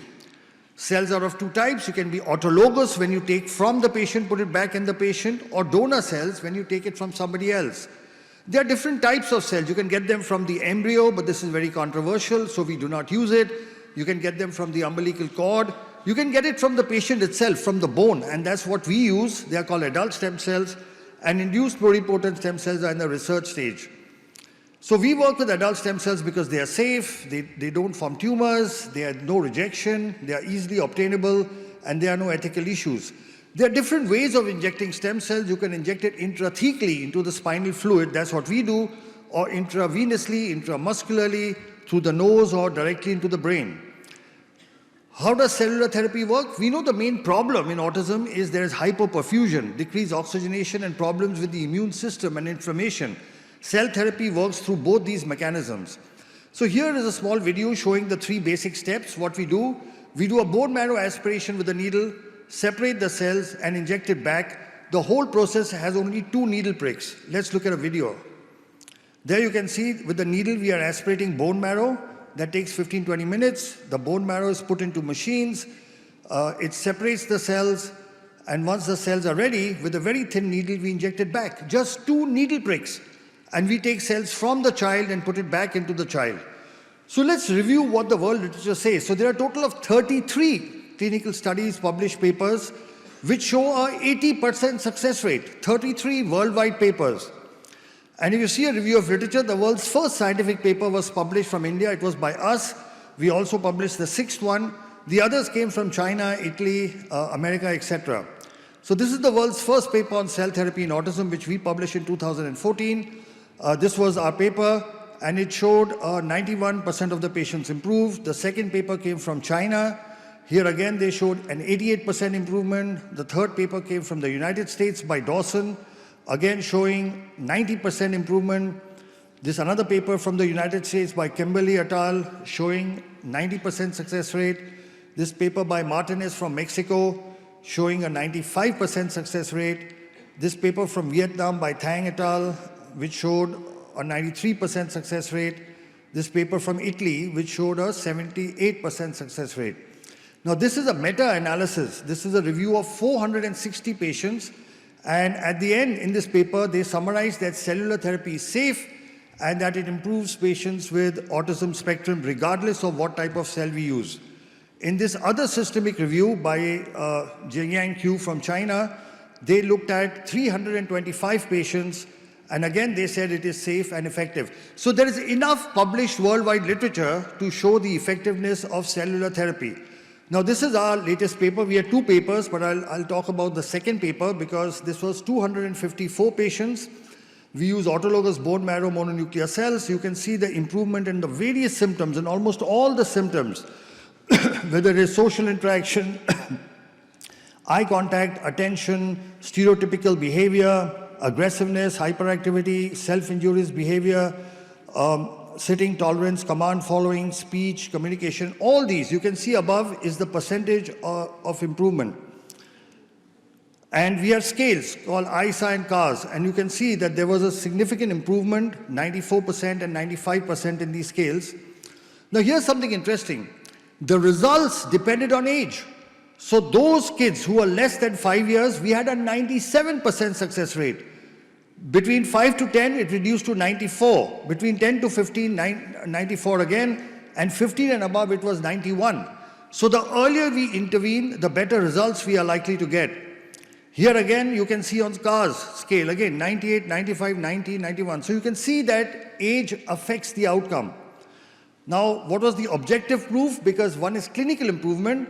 So in our study, we actually showed objective improvement.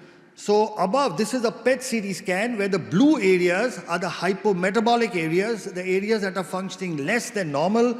So you can see above all the blue. Now this is done on a Siemens machine. Below, you see 6 months later, and you can see the hypometabolic areas are gone. So this is objective proof. I'm just showing you 1 or 2 scans, but we have almost 3,000 such scans before and after that show that the brain damage, the parts of the brain that are not functioning appropriately in autism, they can be repaired. And this is proof of that. So this is on a Siemens machine, And this is on a GE machine. Again, you can see the cerebellum, blue area, hypometabolic, and below you can see that it has improved. So on two different sets of machines, Siemens machine and General Electric machines, both show before and after improvement. We have a total of 6 scientific publications in the results of cell therapy in autism. And now international books, medical books are introducing chapters. So in this book on recent advances in autism, there is a chapter, Stem Cell Therapy in Autism Spectrum Disorders, and they've asked us to write the chapter. So we've written the chapter for this book. Now this is data, what I showed you earlier was published. This data of 1,000 patients has been sent for publication. But just to give you an outcome, this is 1,010 patients. And again, you can see more or less similar symptomatic improvements. Again, the ICAN CAR scales, good improvement. Individual domains of ISA. And age-wise, again, you can see the same thing. Below 5 years, 89% improvement. Above 15 years, it dropped to 80%. And this is the analysis. You can see above the blue areas, the damaged areas, and below, after cell therapy, you can see that the brain has got activated. You can again see above and below. So complications. So we've had no major complications. There has been no neurological deterioration, no infection. However, one major concern is that 3% of our patients develop increased incidence of epilepsy when they already had epilepsy in the past. 10% of the patients get a spinal headache which lasts for 1 or 2 days immediately after the procedure, and there was some nausea, vomiting, local pain, etc. Now we've published this as a separate paper. People normally like to hide their adverse events. We've published a paper saying that seizures may happen as an adverse event because there is no treatment which does not have adverse events. But if you know it, you can actually manage it. So we've published this as well. Now I'll just show you a couple of videos. Just if you have little time, so yeah, we have some time. So I'll show you a couple of videos. There are 3 sets of patients from 3 continents.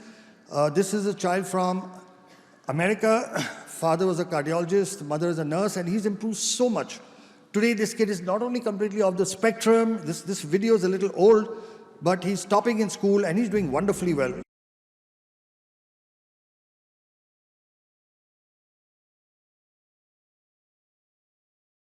I couldn't get him to engage with me. I couldn't get him to give me eye contact. Over time, he started to lose a lot of vocabulary. Right around 18 months to the age of 2 years, he just slid backwards.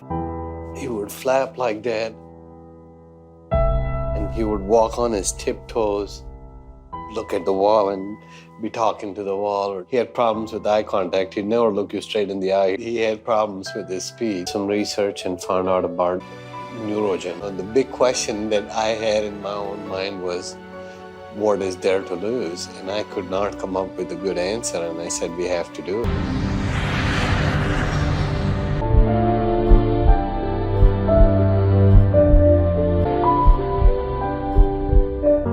We started seeing better eye contact, definitely a difference in his engagement with us, with his sibling, his mood. He was so much calmer. Now he's all about taking his own shower. I have to just prompt him to get out, but he'll wash himself and he'll put his clothes on. Saw the PET scan images.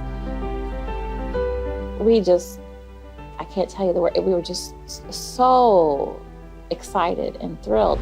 The areas that were hypoactive or non-active were warm. There was activity there.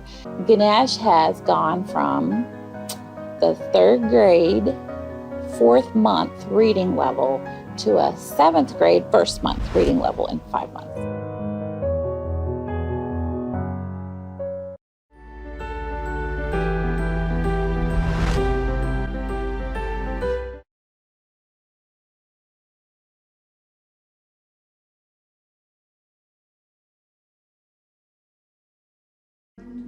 And now we have Mercy over here. We went to different doctors, we went to different hospitals, and when I brought it up, they were like, oh, no, don't worry, it's because they are boys, they are triplets, they were premature. I would be walking out and I'm like, bye, and no child is crying, no child is waving back bye, And by then, for sure, I knew that they should be doing that. The children had this behavior of disappearing. In fact, Eric disappeared 3 times in the middle of the night. The biting, the spitting, the scratching. How are we going to stop this behavior? We went to see the neurologist, and in 5 minutes, he said, these children are autistic. As parents, it was very traumatizing. First of all, we didn't understand what autistic means. So I decided to really get to read a lot about autism. I remember the first time I read about stem cell. I was like, wow, this is really good. We had a lot of questions which we asked, and we got very clear answers from Dr. Sharma. The day of the stem cell itself came. Actually, I was a bit anxious, of course, but really I didn't have fear. A bit of apprehension, anxiety, of course, as a mother, but I knew they're in good hands. We put a needle in this pelvic bone and then we take out the bone marrow, which is the fluid inside the bone. The pure stem cells, once they are ready, a thin needle is inserted into the lower back. We inject the stem cells into the cerebrospinal fluid. It flows all the way up to the brain. Things that would have taken probably years to be accomplished in my sons, in like 8 months' time, we've really been able to come very far. Just with water. They used to defecate on their clothes, but now they can use the toilet. We've seen a lot of improvement in terms of spitting. The tantrums have reduced. Sleeping used to be a problem before, but at the moment, he is taken to his bed. It takes a few minutes and he is asleep. See my son's cycle. You try to make them understand what it is to pedal, and they couldn't. But after stem cell, when we arrived in Kenya the following day, and we went out, and these guys could cycle.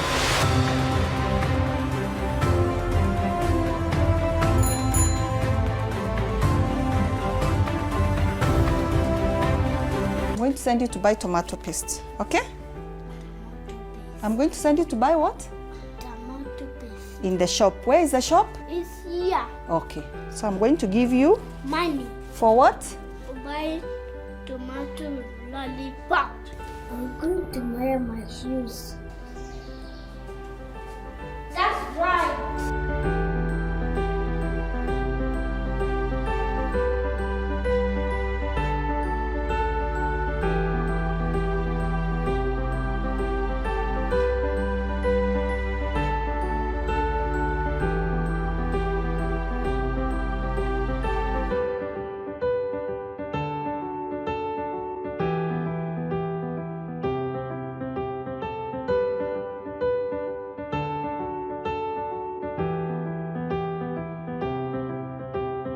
Parents ask me, so do you really think stem cell works? And I'm like,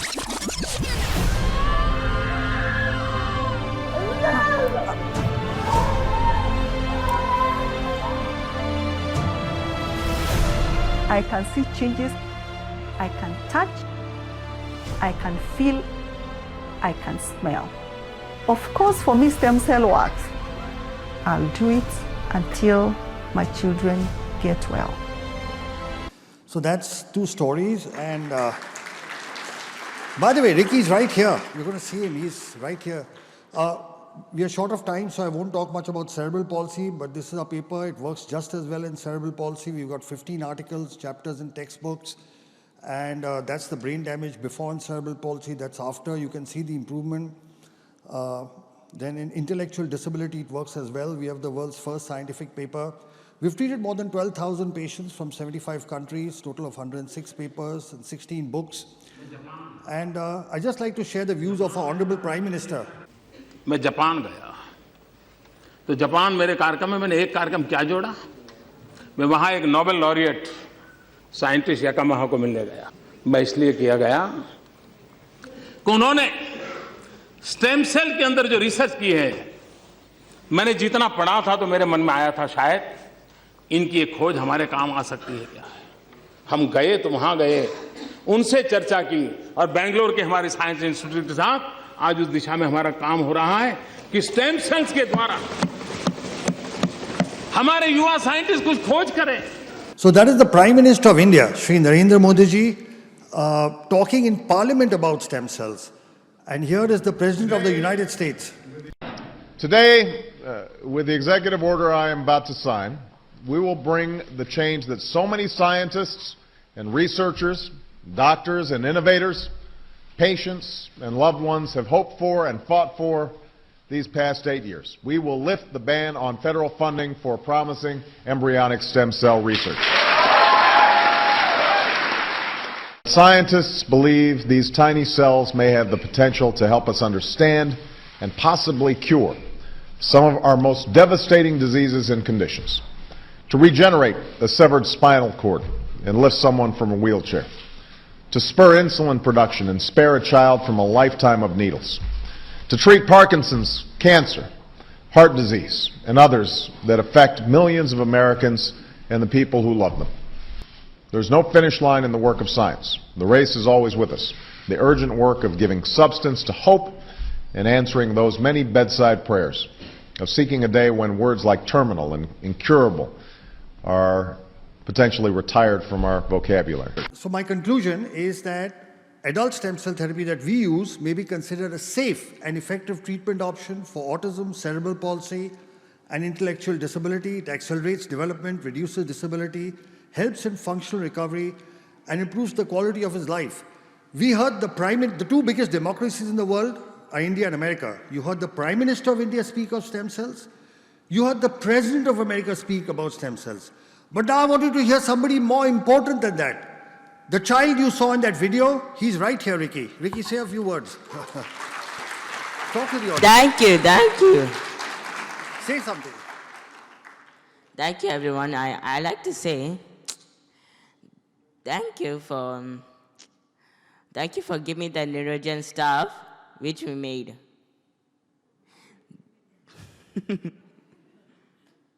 This child could not speak. This child could not go to school. Today he's standing in front of you and giving a speech. Let's give him a big hand. Thank you. Thank you, Ricky. Come. Thank you, everybody.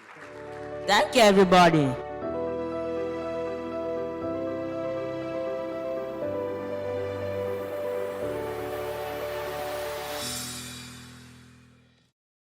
It is really my privilege to introduce this next speaker. When Dolly told me that I was going to be introducing him, I said, "Are you sure you want me to introduce him?" Well, I'm here, so I guess she was sure.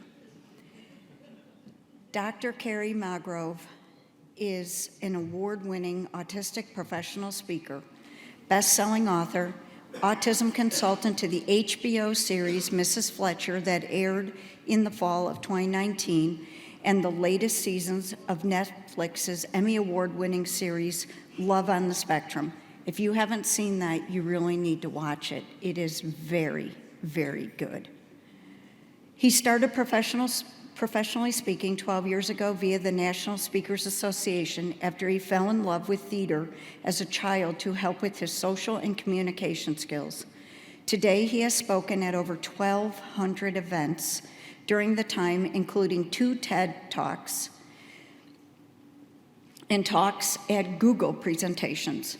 In addition, Kerry is CEO and president of KFM Making a Difference, a nonprofit organization that hosts inclusion events and has provided 100 scholarships for students with autism for college and counting since 2011.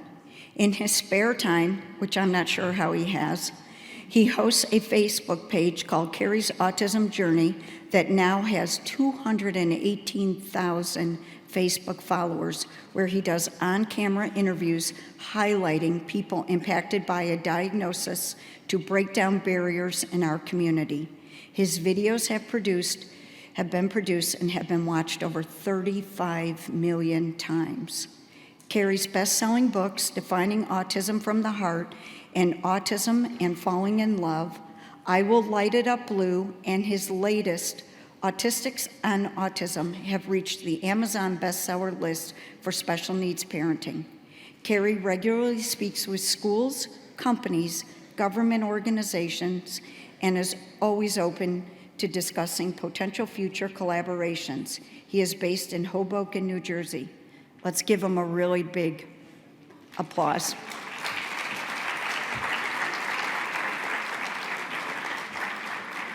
He's got a video that's supposed to be starting.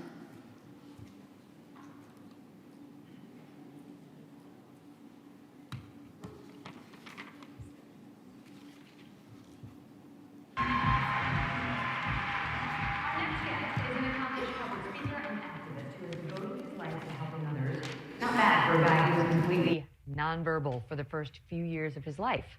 But once Kerry Magro found his voice, he had a lot to say. My parents have always told me I'm special, so why am I special? And then later on, I realized that I'm even more special because I have autism. Kerry Magro's childhood was marked with rough patches.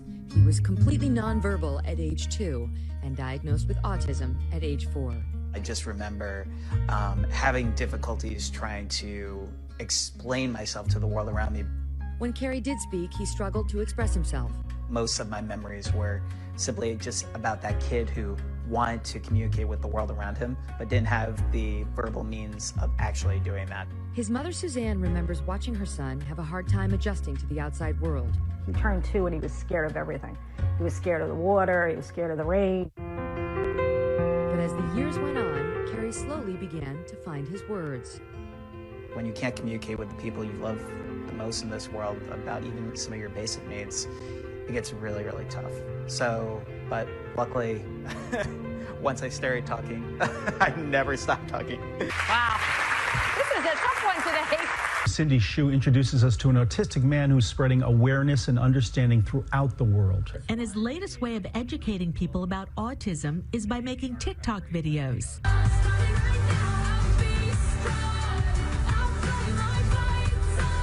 I received over 4.1 million views on TikTok, and I just had so many parents, educators, family members who just wanted to learn more about autism, and they were like, keep going, keep doing what you're doing because it's making a difference. In college, he started a nonprofit called KFM Making a Difference, which awards autistic students with college scholarships. He later earned his doctorate in education. He's now a professional speaker on autism and inclusion. We've gotten inquiries from people from Africa, Canada, the UK, and it's just shown me that we're not alone in this community. There are people impacted by autism across the globe. He's written 4 books. His latest one is called Autistics on Autism.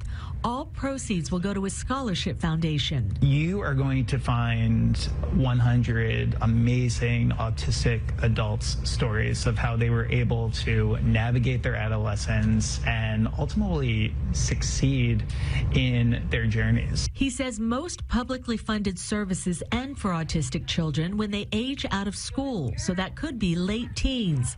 He's fighting to get resources for autistic adults through legislation and has this message for parents. Never give up on your child. Never give up on getting them the best quality supports so they could live their best quality of lives, because again, it's a spectrum. And it's really about providing those resources across the lifespan, because autistic children will grow up to be autistic adults, and we need to be ready for them. And he'll keep promoting awareness any way he can. What I'm doing today. Awesome. It is such a huge honor to be here with all of you speaking on a really important topic that is facing so many individuals within our community. And honestly, today, with over 70 million people worldwide having some form of autism diagnosis, it's really important that we do our utmost to do a few quick things. The first one is to realize that autism is just one word trying to describe millions of different stories. My dear friend Stuart Duncan has that comment, and when you meet people with autism, it's really important to meet them where they are in their development. Autism is a very, very wide spectrum. The last time we were here in Dubai, ironically enough, was in 2016. And one of the speakers at that conference with me, his name is Dr. Stephen Shore, an internationally known public speaker who himself is autistic, statistic says if you met one autistic person, you've met just that one autistic person. So let's keep the conversation going on meeting each individual where they are in their own development. So some housekeeping notes today. I'm an avid note taker during all these presentations. So typically I'm the guy sitting in the front row taking a photo of every single slide so I don't miss anything. So we're going to be providing you the PowerPoint slide notes from today's presentation. There will be a QR code at the end of today's presentation. You can scan that with your phone. And my dad still loves a Razr cell phone, so there will also be a link if you don't have a smartphone as well, so you don't miss any of the notes. So during my journey, I grew up with two laser-focused key interests. I grew up wanting to be the sixth member of the Backstreet Boys, and I also wanted to grow up to be the next Larry Bird. And with my autism diagnosis, I've always had extreme laser-focused key interests, and those were two of the big ones. Sports helped me with a lot of my fine motor skills growing up with autism. In addition to having autism, I also have a dual diagnosis of dysgraphia. It's really important that when we meet individuals where they are in their own development, that we look for comorbidities. So if an individual might have a dual diagnosis, we are able to diagnose that as early as possible. Early intervention truly is the key. Within those first 5 years, getting a diagnosis is really pivotal. So I took my love of sports to get a degree in sport management at Seton Hall University, where I'm based in New Jersey. Before deciding to change career paths, I realized that those individuals with disabilities make up the largest minority in the United States, and often they are one of the most underserved because, simply put, some individuals in our community have strong support needs and might not be able to advocate for themselves. So it's really important that we do our utmost to try to help one of the most underserved communities in the world today. So I decided to change career paths. I received a master's in strategic communications so I could become one of the first professionally certified speakers who is openly autistic in the United States. It's given me the opportunity to travel the globe in the past 12 years and get the opportunity to speak with so many incredible groups like your own about this topic of autism, but then also diversity, equity, inclusion. One of our big focuses, especially in the past few years, has really been focused on corporate and really focused on helping those with autism find meaningful employment and tapping into one of the most untapped talent pools that employers should consider. So really quickly today, and again, this was a journey, I want you to imagine something really quickly. Imagine not being able to tell your loved ones that you love them. Not being able to speak in full sentences until you were 7 years old. Having sensory challenges to the point where you felt like an alien compared to other people. Being such a picky eater that any time your parents tried to introduce you to a new food, it made you cringe. This used to be my life. When I was a kid, there were so many people who told me what I would never be able to do in this life. They would also tell me that I would have a photogenic memory, that I would be really great at math, and when I turned 21, my parents would take me to Las Vegas with them, and I would win them $88,000 on the blackjack tables. Prototypically, I was considered a Rain Man diagnosis. I was considered a savant, but I was also considered somebody who had a lot of limitations in his life. So what helped get me to where I am today speaking in front of all of you was over 15 years of occupational speech and physical therapy. There's no one-size-fits-all when it comes to our autism community. One of the first movies I ever got the opportunity to consult on was a movie from Warner Brothers called Joyful Noise, starring Queen Latifah and Dolly Parton, based on one of the characters in that film having autism. And Queen Latifah's character has a great quote in that movie where she says, "When things don't fit in a nice, pretty box, you build a bigger box." And that's what we have to do for individuals in their autism community. And my mom, love her to death, she's here with me today, had the opportunity to really create a bigger box for me, and that's why I'm here today. I love you, Mom. So, thank you. And now she's going to be blushing for the next 30 minutes. So I am so sorry for that. But she found what worked for me. She found that occupational, speech, and physical were integral. Using my key interest of being the sixth member of the Backstreet Boys to find music and theater therapy as an integral way of helping me with my sensory processing challenges. Also including reward systems and token systems as a way of helping me build on my self-motivation, especially when I was initially diagnosed with autism when I was 4 years old. And then also positive reinforcement practices.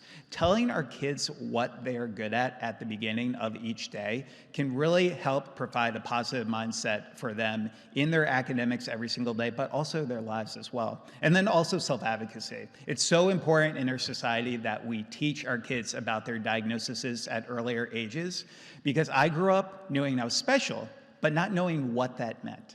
So for years in my life, it was just me going to specialized children's hospitals and finding services and seeing kids lining up blocks and lining up their toys. And I was always like, these individuals are special just like me, but why am I special? And it was so life-changing to learn about my diagnosis. So my background today, I would say about 80% of our annual referrals are in speaking with diversity, equity, inclusion groups, employee resource groups, about tapping into this untapped talent pool. Some of the things that you should know is that those with autism, on average, are more likely to stay at a job longer. They are more likely to take less time off from work. And when we talk about the majority of reasonable accommodations, I speak to so many companies, even globally, who say, well, Kerry, I'm not sure if I could actually hire somebody who's on the autism spectrum because I think it's going to affect the bottom line. And a lot of people don't know this. The majority of reasonable accommodations cost absolutely nothing. And when they do, it's typically just an onboarding fee of around $500 to $1,000. So let's start changing the conversation. I took my love of theater when I graduated from college to really just get involved with the entertainment industry. I got to meet a wonderful man named Todd Graff, who was directing this movie called Joyful Noise. And I told him about how theater had an impact on me growing up on the autism spectrum.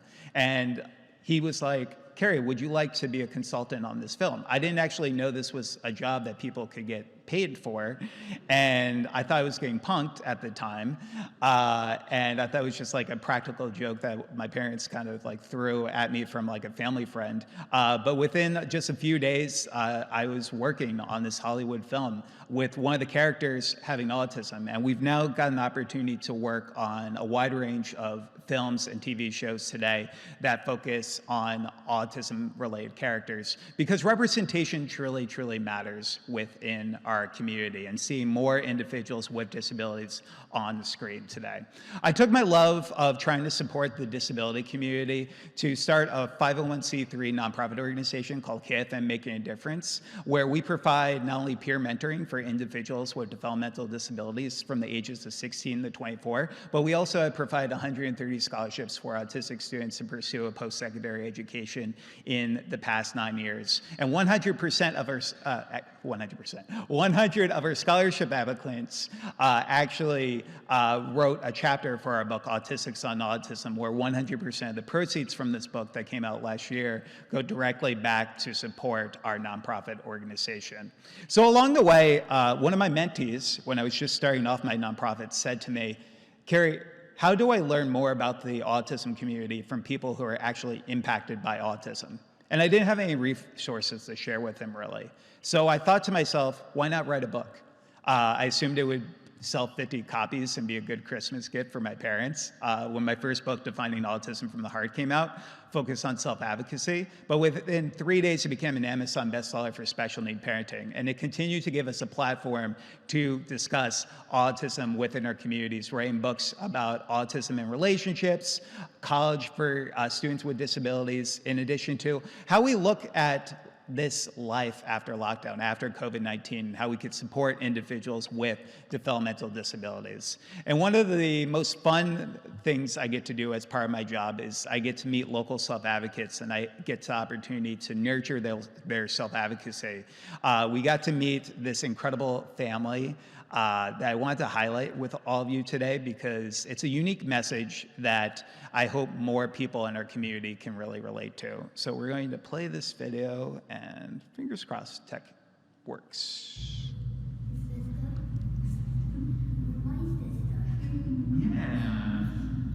Yeah. You have two sisters, Rachel?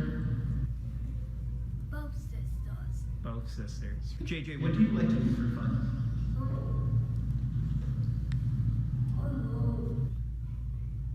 Checking on movies. TV shows. His personality is amazing. He's so funny. He doesn't even know it. Like, he doesn't know how funny he is, which makes it better. I love how JJ makes these movies, and he uses the stuffed animals, and he shows us to all of us, and I think it's really cool. What is one of your favorite things about your sister? Like JJ, would you like to live Katie? yeah, okay, yeah. What do you like about me? Yeah, me. What do you like? Television. Okay. I don't like how people treat autistic kids different because they're exactly like us. They have feelings too, and they act like autistic kids don't have feelings. How does it make you feel? It makes me really upset. For siblings who might be watching this at home, what would you like them to know if they may have a brother or sister who's on the autism spectrum? Celebrate accomplishments, encourage them to do the best that they can. We have a good family. Yeah. Everyone's supportive. It's just circle love. So one of the key messages I hope I could leave you with today is that it takes a village. And you have to realize that regardless of where you are in this journey, whether you're an educator here today, a therapist, a parent, or a self-advocate, it's important to know that every single individual in your lives can hopefully become part of this village to make sure that we're providing reliable autism resources across the lifespan for our over 70 million individuals who are autistic today. So every single place I go to speak, I've had the opportunity to travel the globe and get the opportunity to share my story, but I realized that many individuals in our local communities didn't have an opportunity to share and lift their voices. So I started a video series as part of my Facebook page, Kerry's Autism Journey, where we now get to not only nurture self-advocacy in these young individuals, but also give them a platform to hopefully break down barriers and biases within our community. We've highlighted everyone from a 6-month-old with Down syndrome in the Bahamas all the way to an Army veteran with cerebral palsy who didn't tell his platoon that he had cerebral palsy so he could fight for our country. So it was truly, truly remarkable. The other big note I hope I could leave you with today is that girls with disabilities often fall through the cracks in our society. We see this so much with so many girls being able to bear masks, different characteristics such as stimming, such as known as self-stimulatory behavior. There are some individuals who fall through the cracks because of that. We're going to skip this video and maybe come back for it if we have a little bit of time. But what I will tell you about Rachel's story is that Rachel is a truly amazing individual who didn't get diagnosed until she was a little bit older. And it was because of, again, so much stigma in our communities is focused on boys with disabilities. Now, we're not only talking about autism, but we're talking about ADD, ADHD, and the neurodiverse lens that we talk about in our communities. In addition to that, when we talk about this topic of autism, we need more not only government organizations, but we also need more travel destinations to go about certification. I've had the wonderful opportunity to collaborate with a group called IBCCES, who do certified autism centers around the country. We just spent yesterday at Aquaventure at Atlantis, and they are a certified autism center. We got to see sensory guides that they had for different rides, which told you how much sensory processing each ride specifically had. And it was just so amazing to see the structure there, especially to bring families of autistic children to our parks. It was truly an amazing thing to see. In addition to that, when we talk about this, it's also just great to reduce stigmas. One of the great things about certified autism centers is that they train up to 80% of their employees on autism and sensory awareness in the hopes of helping these individuals understand a little bit more about how to approach our community. So how I got involved in making the world more inclusive, my interest in certification started with wanting to host more sensory-friendly meetings in my home state of New Jersey. For the past 10 years, I've played an autism and sensory-friendly Santa Claus, where we had the opportunity to meet children with disabilities at their level to really, truly support them, especially from a sensory processing perspective. So I decided to join a board called IBCCS based in Jacksonville, Florida in 2019 to support this community. So during my work in public speaking, one of the most interesting experiences I had was when I was speaking at a Fortune 500 company, and we were speaking about diversity, equity, inclusion, and one of the individuals in there asked me if every single person who has autism grows up to be the good doctor. If anyone has seen The Good Doctor is a show on ABC focused on Dr. Sean Murphy, a savant who is on the autism spectrum. And that's why we need to make sure people realize that autism is not only in children, but there are going to be individuals in our workplaces that you meet in the future who are also going to have these diagnoses. And not every single person you meet will end up fitting in this lens of the Rain Man, good doctor stereotype. So that's the other big thing. We have to realize that autism has no look. Typically, the two most common things people say to me when they come up to me for the first time is they say, Kerry, you have autism, but you don't look like you have autism. And then also, Kerry, you have autism, but you look so normal. Disability has no look. And it's important that we not only discuss this, because it's also important about promoting kindness. When we talk about our society, there are going to be people that you meet who you're only going to see the challenges that may face on the surface. You're not going to know what's going on in day-to-day lives. So one of my biggest challenges, though, was sensory related. I grew up having a hypersensitivity when it came to loud noises. I would wear earbuds in my ears. I would wear sunglasses in many of my classrooms due to fluorescent lights. So luckily, though, I had not only a great occupational therapy team, but I also had an in-house occupational therapist who truly, truly helped me. And this is a global movement that we're seeing. There are more groups that want to go about certifications because they realize that it's not only the right thing to do, but it also demonstrates high ROI, because at the end of the day, more individuals are likely to buy products from groups that patronize with the disability community and support those with disabilities. We were so excited to see that Mesa, Arizona became one of the first autism certified cities in the globe. And they have done a remarkable work, not only to provide certified autism centers for first responder groups, but also their businesses and travel destinations as well. And in addition to that, Dubai recently announced it plans to become the first certified autism destination in the Eastern Hemisphere. Give your guys yourselves a round of applause. That's really, truly, truly remarkable. And we need more individuals like yourselves championing this cause. So we applaud Dubai for taking the necessary steps to make certifications like this possible, realizing the importance of the autism community. One of my favorite experiences I've ever had was at a certified autism center.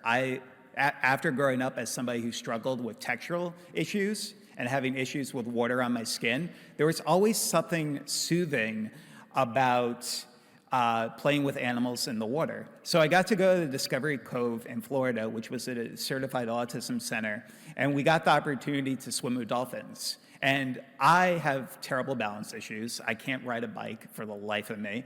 And in the water that day, I was having some challenges because the land was very, very tough. I also have flat feet, so that didn't help this situation. So I was at Discovery Cove, and one of the best things that somebody did for me there was just showing me compassion. They not only showed me compassion in being able to just hold my hand while I was going in the water to swim with the dolphins, but they asked questions when they were unsure about something. I think some of the easiest things that could help our autism community are some of the things that just make the most common sense in the world. Continue to ask questions when you're uncertain about something, and then also pursuing competence. They pursued competence for me every single minute that I was there at that park. And that's truly why I love the idea of certifications in our local community. In addition to that, other things to consider, autism and the majority of disabilities are lifelong. While early intervention is the key, those first 5 years are pivotal, we need to realize that people don't cure themselves of having autism. We spoke in Egypt a few years ago when we were laying the pyramids of Giza blue, and I was just talking to somebody about this earlier, and one of the parents asked me if exorcisms could cure autism, and I was like, oh, wow, that's an interesting perspective I haven't heard from before. It just goes to show that the education truly needs to be there in more of our local communities, because if you don't have that personal connection, and just by a show of hands really quickly today, how many of you know of somebody who's on the autism spectrum? And if you feel comfortable, how many of you have a sibling or a family member who's on the autism spectrum? Okay. And if you feel comfortable enough, how many self-advocates are here today? Yeah, we have quite a few. It takes a village, and using your voice can truly make such an important change within our community. Another key message I hope I could leave you with today, if it isn't written down, it didn't not happen. Documentation is so important, especially when we look in 2023. Hearsay is something we really can't get behind anymore. We need to make sure that we're not only documenting in our workplaces, but also for our kids. I think it's important for every therapist and educator to have a journal where they can document for their child, look at short and long-term goals that they have for the individuals, but also helping the parents understand about their developmental milestones as well. And I truly believe this message right here. I think schools should truly have a mandatory class that you get credit for, where you learn more about people with diagnoses. Imagine students getting just a little education on autism, ADHD, Down syndrome, dyslexia, cerebral palsy.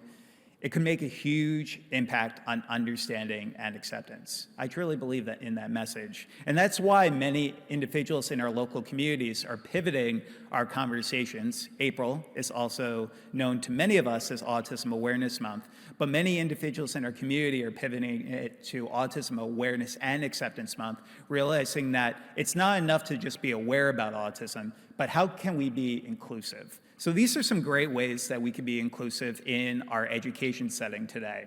One of the biggest things I say is that finding an individual and understanding what type of learner they are, whether they're a visual learner, whether they're an auditory learner, or whether they're a kinetic learner, where they learn by movement and moving around. Being able to, again, meet every single individual where they are. Being concise, giving choices, also considering visual timers as a way of helping individuals with transitions. Educate on stimming and flapping. For example, I've been stimming this entire time. Every single time I've moved my hand like this is a stim. And for everyone here in this room, every single one of you stim. Whenever you've rocked back and forth in a chair during a long meeting, that's a stim.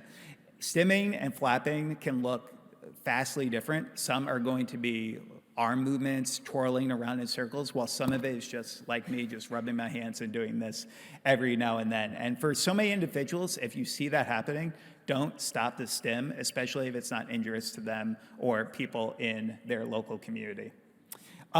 Also, in addition to that, in our school systems, we really need to focus on the parent-teacher collaboration. But in addition to that, we also need to realize that mental health is a true priority. We need to defeat stigmas that see autism as a mental health disorder, but we do need to realize that some people with autism have mental health-related challenges and comorbidities. So connecting on people on a personal level, but also researching social emotional learning as well can be really beneficial. Also, in addition to that, consider lesson plans in your schools focused on giving individuals positive peer role models to look up to. We get the opportunity to speak in a wide range of K through 12 schools, where we get the opportunity to discuss, for example, individuals like Michael Jordan has ADD, Magic Johnson has attention deficit disorder, and my favorite on this list, Dan Aykroyd. Dan Aykroyd grew up with two laser-focused key interests. He grew up wanting to be a ghost hunter, and he grew up wanting to become a crime detective, and he took those two key passions to co-write a movie in the 1980s called, does anyone know what the movie is? Okay, sorry, karaoke with us later. We'll be outside during the lunch break. But it's so true. And years later, he would sit down with a reporter and he would say that it was because of his autism diagnosis was the reason that he was able to come out with that script. So when we look at some people with disabilities, realize that some people with disabilities are truly capable of amazing things. In addition to that, it's important to rule out as many associated mental health conditions as humanly possible as well. And that was something my parents did for me. Learning about my diagnosis, I didn't learn about my diagnosis until I was in a social skills class where we were playing disability celebrity bingo, where we were learning about all these individuals. And I raised my hand and I asked the teacher, so teacher, you said all these people, some of the most talented and successful people in the globe are special, just like me. So why am I special? And she said I had to talk to my parents about that. So I talked to my parents about it right after school that day, and that was the first time they ever told me that I had autism. And it was life-changing. For so many years of not knowing why I was special, everything came full circle for the first time. And I started understanding why I was stimming, why I was wearing sunglasses in many of my classrooms, and everything just came to perfect sense for me. So it's important when we talk about this to have earlier conversations so when our children are in school, they can understand a little bit more about the accommodations that they may receive. Also consider having a dialogue with parents that you may know about the importance of a child's diagnosis as well. So in addition to that, what helped me is we need to emphasize that the key is communication, not speech. There's going to be individuals in our community, specifically where I'm based in the United States, 40% of all autistic people are either non-speaking or nonverbal. But one of the stigmas we have is that a lot of people think that they are unintelligent and have a low IQ. And that couldn't be farther from the truth. Most people on average, especially in the United States who are nonverbal, have an average to above average IQ. So we need to realize that also the key is communication, not speech, but just because somebody's nonverbal does not necessarily mean that they're unintelligent. There's some great global tools that you can use to understand how individuals in your communities communicate, such as the communication matrix.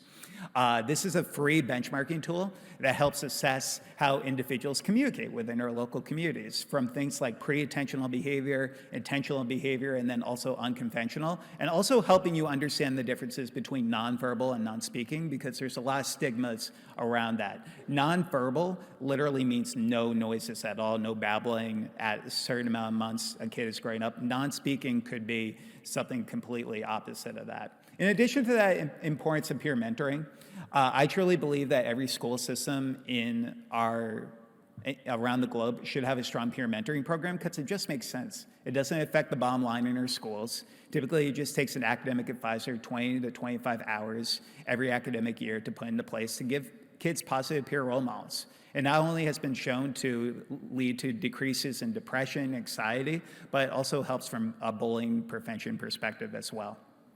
And then social connections can lead to academic success. We need to educate our schools about the importance of providing more elective opportunities, but also more unified classrooms as well, helping individuals with and without disabilities be able to interact, not only to become more inclusive overall, but to help them have those social connections, because a little awareness can truly go a long way. And then also considering educating around universal design for learning.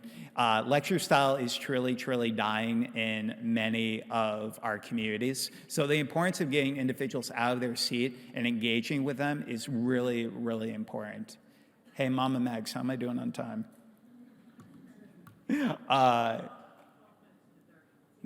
Nice. See, I put her to work. Guys. Encouraging parent involvement can also be, and she'll be blushing for the next 12 minutes too. It's amazing. I love you, Mom. I love you. Encouraging parent involvement is really key as well. I did my dissertation. I got my doctorate in education at New Jersey City University, so I could become an adjunct professor while I continue my full-time job public speaking.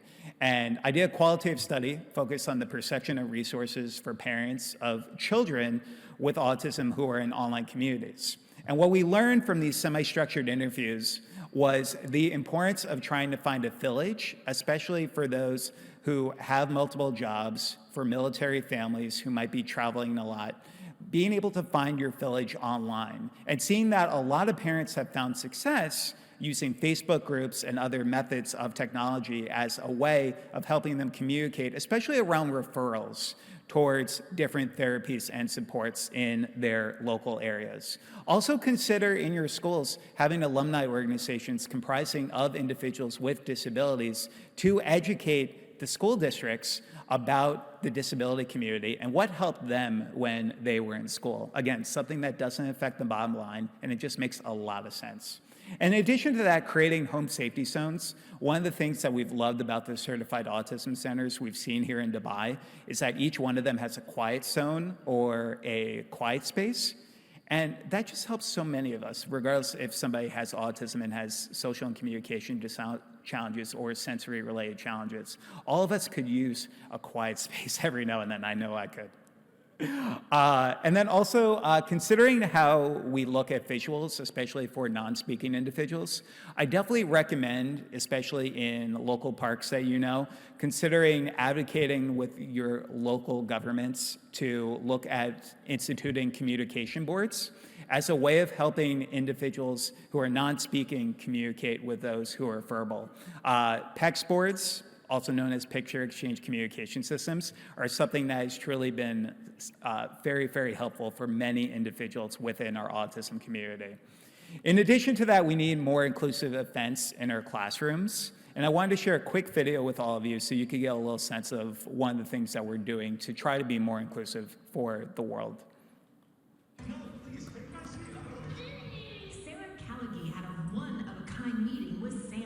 The 8-year-old has autism and is nonverbal.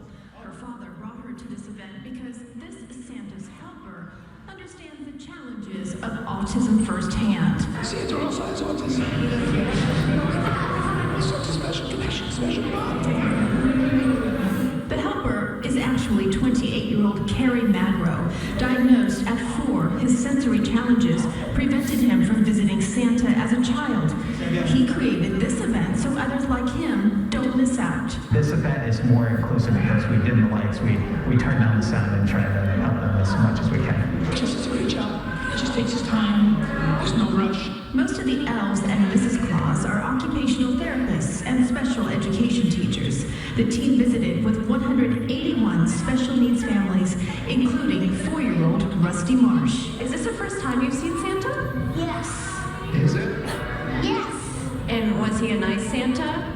Yes. With 1 in 68 children diagnosed with autism, Magro hopes to inspire more sensory-friendly events all year round. Autism doesn't stop in December. It doesn't stop during Christmas. Santa says, "This is the best Christmas gift of all." This is the 3rd year of the event, and Magro's mom is one of those jolly elves.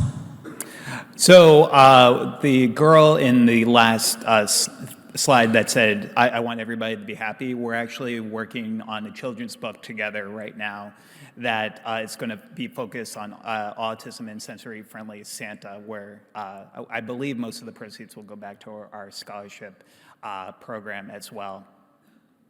So it's just important overall when we talk about these sensory-friendly inclusion events. Again, it just makes sense. It gets more people out to our public areas. It also can help build attendance, especially after COVID-19, with COVID-19 hesitancy in some of our areas. If you want to learn more about how you can create a sensory-friendly inclusive event, I would definitely recommend going to this website called paautism.org. On their website, they have a one-sheet PDF where you could learn a little bit more about the sensory considerations you could put into place to make this a reality in your local area, such as being able to turn down bright lights, turn down external noises, and the other sensory considerations as well. Also realize that bullying is such a huge epidemic across the globe. When we were here in 2016 speaking at the Autism Around the World conference, we got to work with the Dubai Autism Center.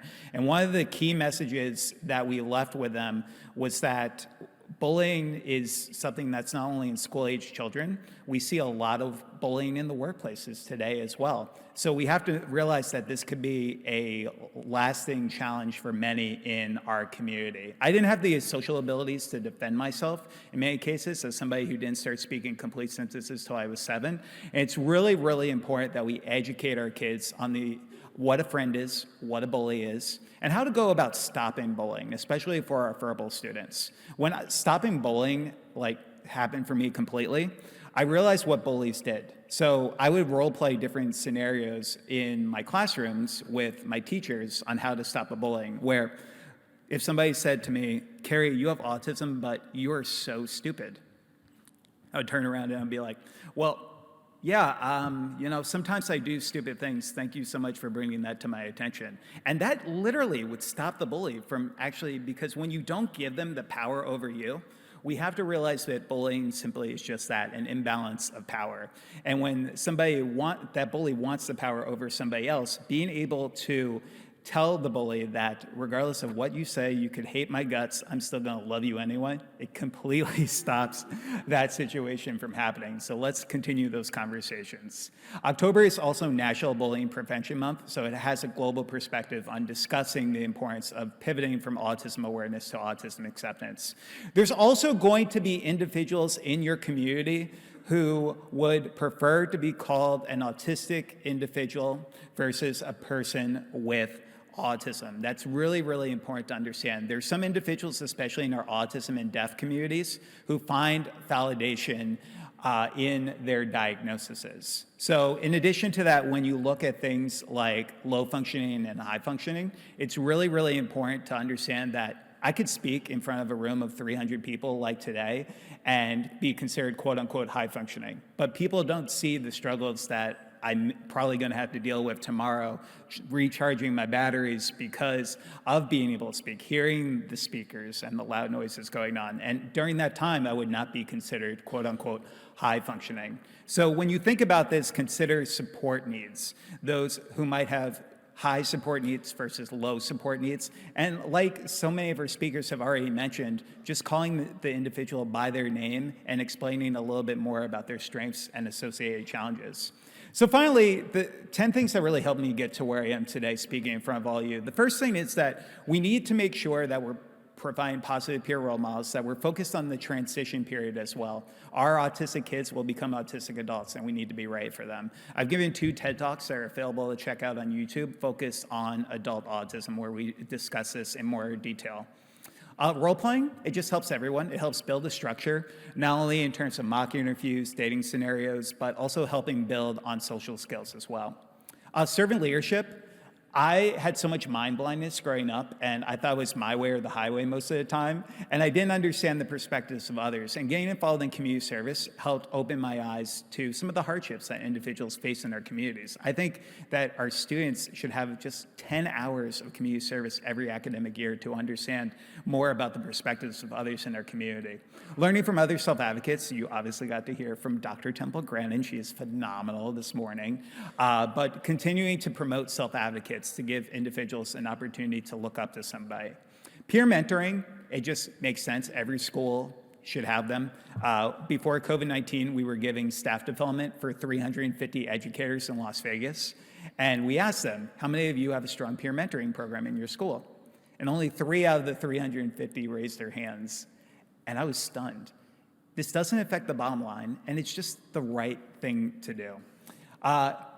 Like Queen Latifah's character says, create a bigger box. So when it comes to therapy, you have to meet each individual where they are. But I've seen positive benefits of cognitive behavioral therapy as a way of helping individuals go towards positive thoughts who might have negative thoughts and challenging behaviors. Self-reflection, I think, again, documentation is key for all the educators in the room, but in addition to that, it just helps build on self-awareness for individuals, especially those who are just learning about their diagnosis.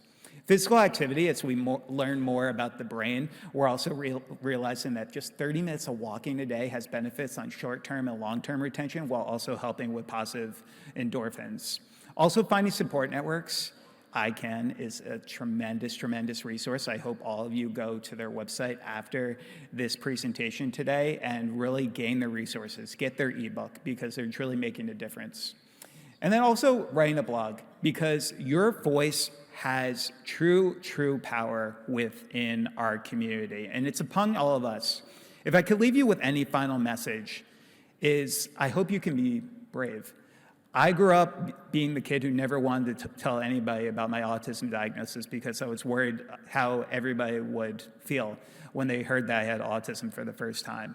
And now today I go into the companies and they say to me, Kerry, I want to do professional development on autism, and I want to have you speak in my conferences, but I'm not brave enough to kind of talk about autism because it's such a sensitive topic. And with the numbers continuing to increase, not only where I'm from in the US, where it's 1 in 36, but globally, I want every single one of you in this room to be brave, because it's about our community and it's about supporting these individuals across the lifespan. So I like to say that autism can't define me, and I define autism. And I can only hope that regardless of any single journey that any of you have in this life, that you can go out there and you can define your lives and your journeys in the way that you best see it every single day. And if you need any help getting started in these conversations, please stay in touch. Thank you all so much for having me here today.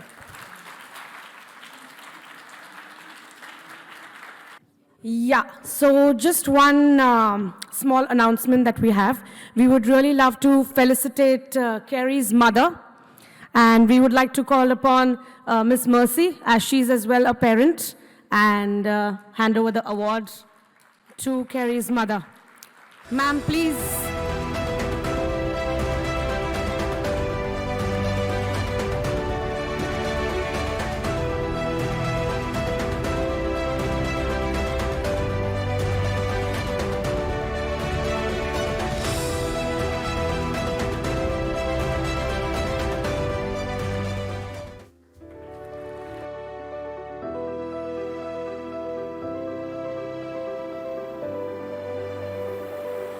Now, it's a true honor to call Dr. Nadia Al-Saig on stage. She's our chief guest. Please, all of you all, a big round of applause for ma'am. She's the founder and director general of Senses Residential and Daycare for Special Needs. We would really like to felicitate ma'am, as Senses has been the strategic partner for ICAN.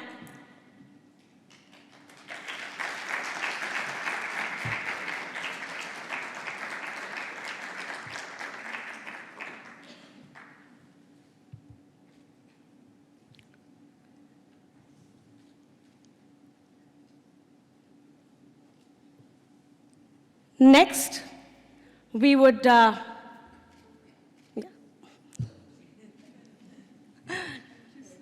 social media. Yeah.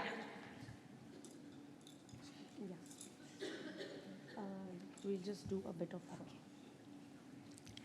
Next, we would like to felicitate MENA organization as well, as they as well are the strategic partners for ICAN. A big round of applause.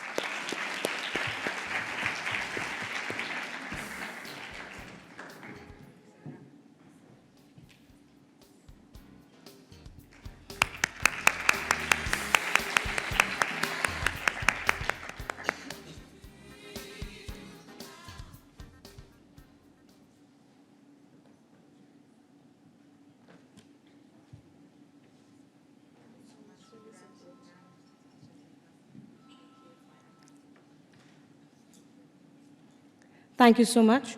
And now we would like to felicitate Farhan Shahid, who is from Senses and has been helping us with the entire organization of ICAN.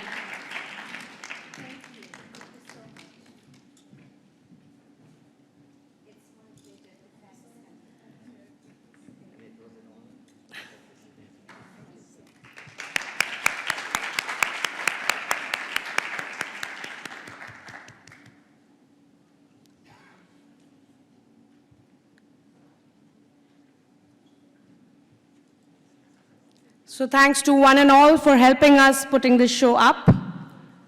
Okay, now I would like to invite Dr. Nadia to say a few words.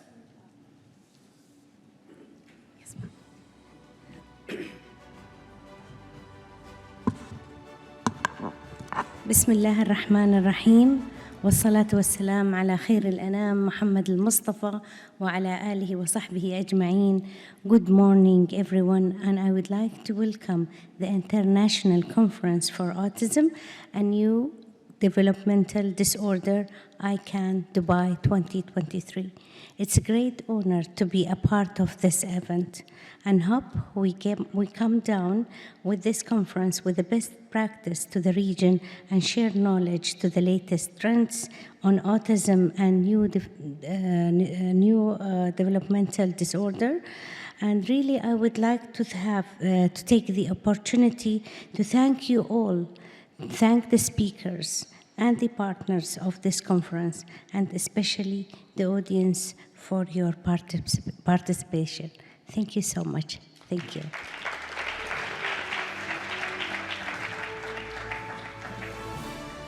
So now we will be inaugurating our book, Treatments for Autism. As we did see in the film, it was earlier already inaugurated in English, but now we are inaugurating it in Arabic language. So ma'am would do the honors.